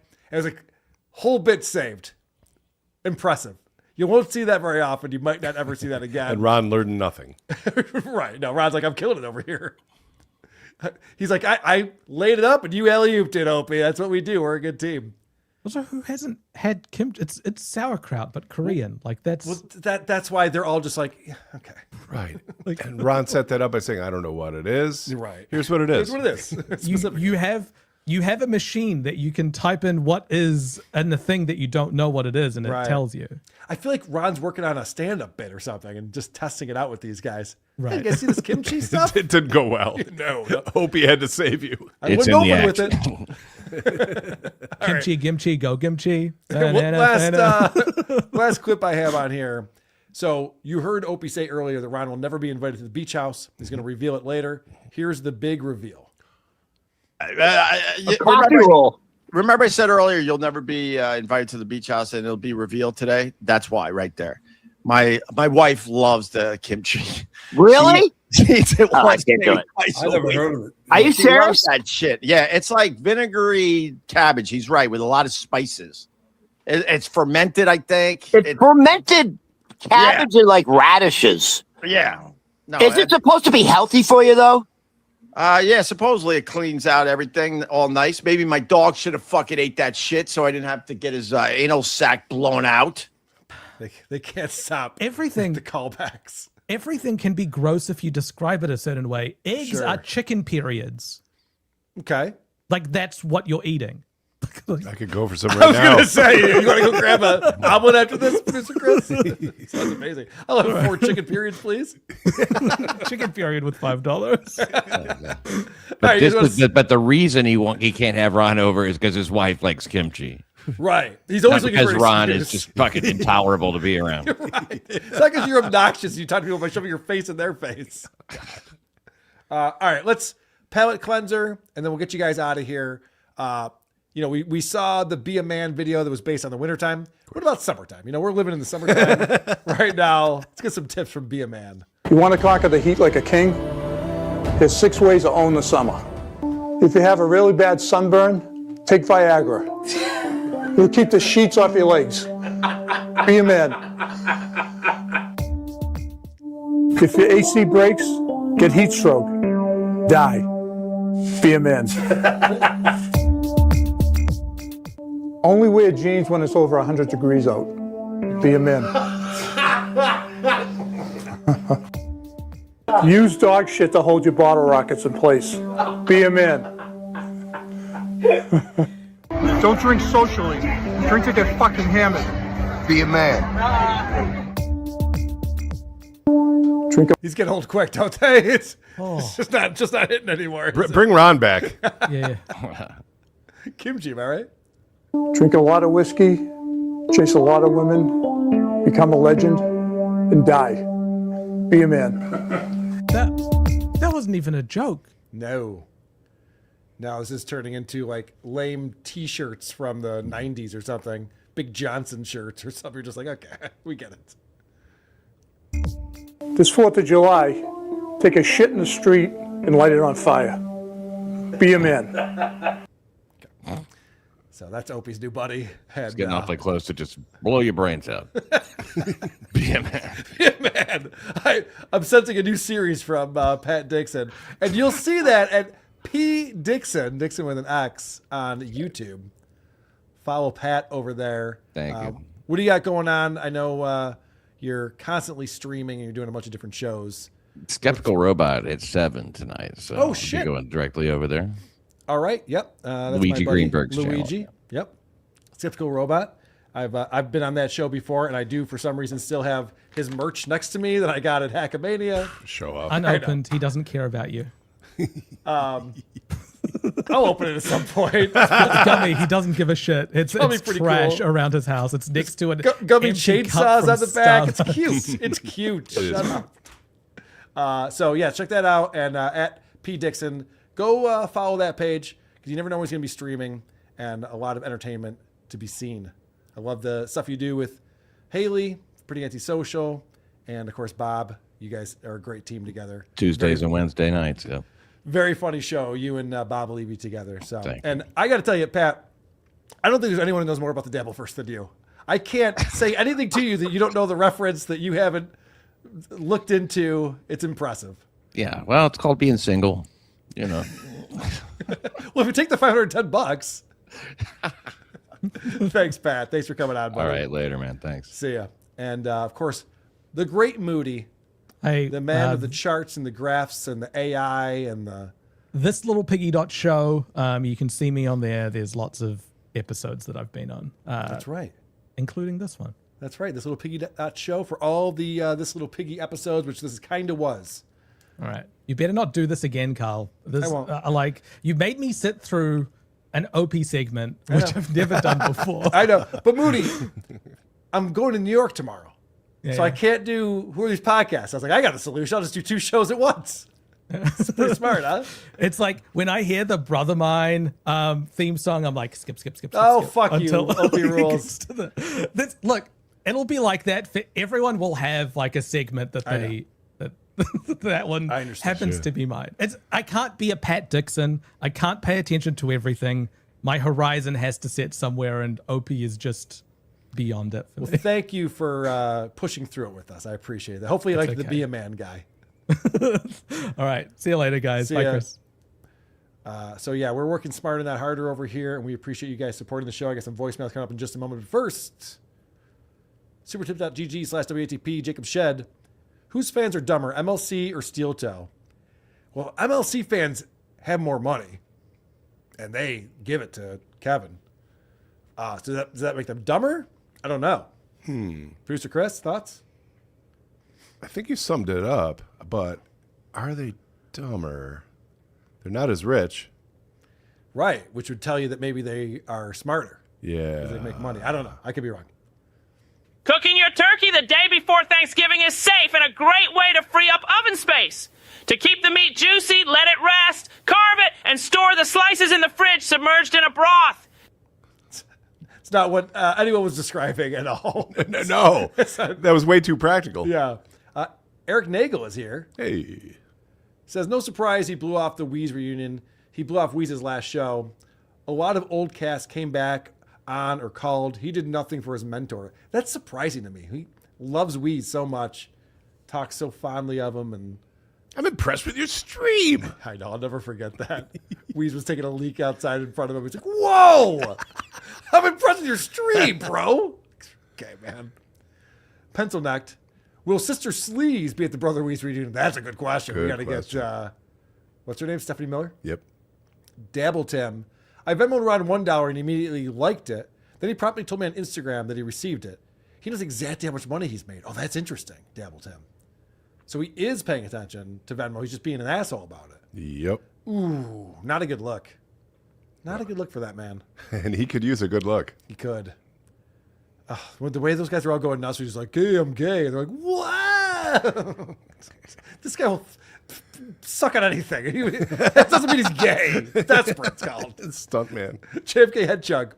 His wife is out when the youngest graduates. Odds? Oh, I don't know. I mean, if they're still married, I don't know what she's doing. Or alive. Spaz Cat. Are you kidding? Almost all women I've ever met like it frigid. Love you guys. WATP forever. Dixon, you're a class act. Is that true? Women like it frigid? I've yet to meet that woman. God, it'd be amazing. Can we make it colder in here? I'd love to. I've never heard that before. Never once. It's always layers and covers and comforters. Yeah. As I melt. It fucking sucks. All right. We got voicemails. Thank you guys for calling into the show. You can find the phone number at whoarethese.com. This is brought to us by Gary in San Diego, the most prolific voicemailer of all time. It's a bunch of crap. Swing and a miss. Rock and rolla. All right. I have not curated these, so let's see what happens. You never know. Carl, did I hear that right? It's the Wolf Bay in Detroit. But did I hear that right? Did you just ask all of your fans to crowdfund you to have a viewing party? Like you and all your buddies, nobody else, just we're supposed to pay for you to go have a party? Yep. You know what, man? I'm revoking your fag pass privileges and I'm giving it to all of your fans so that they can call you a faggot. What? That's faggot behavior. Anyways, Please come to school tomorrow. Bye. No! It's Patrick Mountain's idea, and I stand by it because we're going to get snacks. Hey, Carl. Brian calling in from about 2 miles south of Nate and Flint. I don't think Kevin is worried about being sniped and... shit. See, I didn't hear anything. I apologize. He called back. He gave it a second try. Oh, sweet. Hey, Carl. Brian calling in from about 2 miles south of Nate and Flint. I think Kevin is worried about being... oh, my God, I quit. All right. Sometimes it's best to throw in the towel, I suppose. So I was listening to Point Dabble Point the other day with Stuttering John in his book. Yeah. And when he was talking about asking questions to Tommy Lasorda, it would have been so awesome and quite fortuitous if those guys put together a question for John to ask Tommy about his gay son. If you want to make Tommy Lasorda mad, if you want to, oh shit, I'm calling back. This phone call's all fucked up. It was fine. All right, let's see what you did next time. Take two. So, Point Dabble Point. Look at people. So if I had curated this, which I normally do, I would have just played the one that worked. You don't have to say take two to begin it. But let's see what he does. Then it shows that you fucked it up, you know? Take two. So, Point Dabble Point the other day when John was talking about asking the questions to Tommy Lasorda, it would have been very fortuitous if they had asked John to ask Tommy about his gay son. Nothing makes Tommy more pissed off than when you mention his gay son. That would have been awesome. Love the show. See you. But you nailed it the first time. Yeah. Whatever. Yo, this is Dr. Big Wang, and I was listening to your symptoms and your situation there, and I know you're a bit of a faggot, but that's okay. Sometimes you can be a faggot, but you know what? I figured out what you got. You got fucking full-blown AIDS, you faggot. Shit. So yeah, just go ahead and just put a rope around your neck. You'll be all right. You're like that actress chick, the one that had AIDS or whatever. Yeah, it's all good. You fags, I'll see you later. Bye. Can I still finish in the mouth with full-blown AIDS? I actually don't know if that's the case or not. It's just rude. The guy's not asking for it, so no. Hey, I wanted to give you a little idea of how advanced the testing for alcohol is. Yeah, not only does that motherfucking monitor know all the ins and outs, if you're fucking drinking or not, or if it's fucking cologne, but they can do your analysis, and that motherfucker can go back, I forgot, 30 days, 40 days. They can tell you if you drank clear liquor, if you drank dark liquor.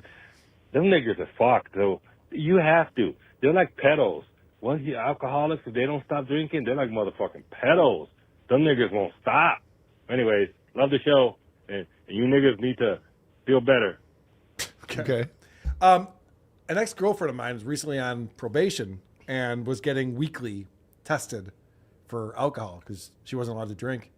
And she would drink up until 2 days before the test and passed every time. So maybe they have other tests they take. I don't. Does it go 30 or 40 days back? I don't know. I think Follow Carl for more tips. I think it goes out of your system. And they would test on Wednesdays, which is perfect. It's like, sweet. I can party all weekend. Yeah. Take a little break on Monday and Tuesday. We're good to go. Carl, based on my last voicemail, you guessed that I was fat and walking upstairs, and it made my woman laugh. Good. Well, I am fat, but I wasn't walking upstairs. I don't walk upstairs. Right. That's why I'm fat. Escalator, right. All right. So He was winded from an elevator. Not in California. Hi, this is Eric. I'm calling you for the first time, long time, whatever. Dude, there's no more Dabbleverse Live. It's Thursday. I don't have another WATP going on. I got so fucking bored that I listened to Opie Unfiltered on Spotify. Oh, no. I got that feeling like when you murdered somebody in a dream and you know you didn't cover your tracks, so you're going to get caught. Mm-hmm. Mixed with that like ball tap feeling where your balls sync up and you kind of want to bomb it. Okay. I feel like I'm having a moment of clarity, like a drug addict. Like maybe this podcasting shit needs to go away. No. You stop listening to all these grifters and lol cows, and I'm just going to work in silence the rest of the day. What? Thank you. Call me back. No, you need another hit. Stop it. We take 1 week off Dabbleverse Live. This guy stops listening to all my podcasts? That's not cool. I'll never take another day off again. Fine. This is for Dabbleverse Live. This show fucking sucks, and I hope it never comes back. Mixed opinions on Dabbleverse Live. All right, that one's for Christian, it looks like. Yeah, that's for WATB. God, people who leave WATB voicemails do not know the 45-second rule. Fuck. Christian, explain to them. It can't be too Well, much yeah, long. but his explanation is going to take forever. So I was waiting for your podcast today, and I guess you didn't do one. So I had to listen to Opie all day. Motherfucker. You cocksucker. All right. It's two people. Yeah, today's, what's today, Friday? Yesterday's WATP got out late. I apologize. We didn't get it out until the evening. Usually it's out in the morning. But it's out. Hey, Heidi. Hey, Carl. It's Jeremy. I'm listening to your segment right now about Scorch and his book. Mm-hmm. And I'm thinking the only way that he can, or a potential way he can make this thing successful, why doesn't he ask Anthony Cumia to write his forward? I think Anthony would do it. He would actually do a really good job at it and probably give him some notoriety to sell a couple books. So just a thought. All right. I think Anthony would definitely do that. Anthony's said a lot of sweet things about Scorch recently. Yes. Hey, Carl, love you, love the show. Listen to the recent Opie segment, and you're doing the give me money now. There's another drop you should get. It's Mona Lisa Saperstein, Money Please from Parks and Rec, and it's literally just a sound drop that goes Money Please. Yeah, get on that. What did Aaron say today that we wanted to grab? Let's do some money. Let's do some money. Yeah, I got the timestamp. Are you guys ready to money? Who came to money me? Money, please. All right, thank you, sir. Got it. Hey, Carl, I'm calling through work. I'm jerking off while taking a shit, also known as the trifecta. The trifecta. That's like a self-Blumpkin, right? A solo Blumpkin taking a shit while jerking off. Don't act like you don't know about this. Fine. Shut up. Shut up. Hey, Carl, I guess this one's for the creep off. Well, then I won't play it here. All right. We did it, guys. We did it. We sure did do it. And the donations are drying up. So everyone was just here for Pat Dixon, apparently. I guess we're going to get out of here. But thank you all for hanging out for a special WATP TLP crossover event. Hope everyone has a wonderful weekend. And I gotta go. Bye. I gotta go. I gotta go. I gotta go. I gotta go. Okay, bye. Man, that was a good episode. That was a good episode. I enjoyed that. This is it. It's over. Okay? Goodbye. Goodbye. Hey, goodbye. All right, everybody. This was a great podcast. It was very revealing. Bye, Brennan. Carl, I love you. Go fuck yourselves. Have a good week.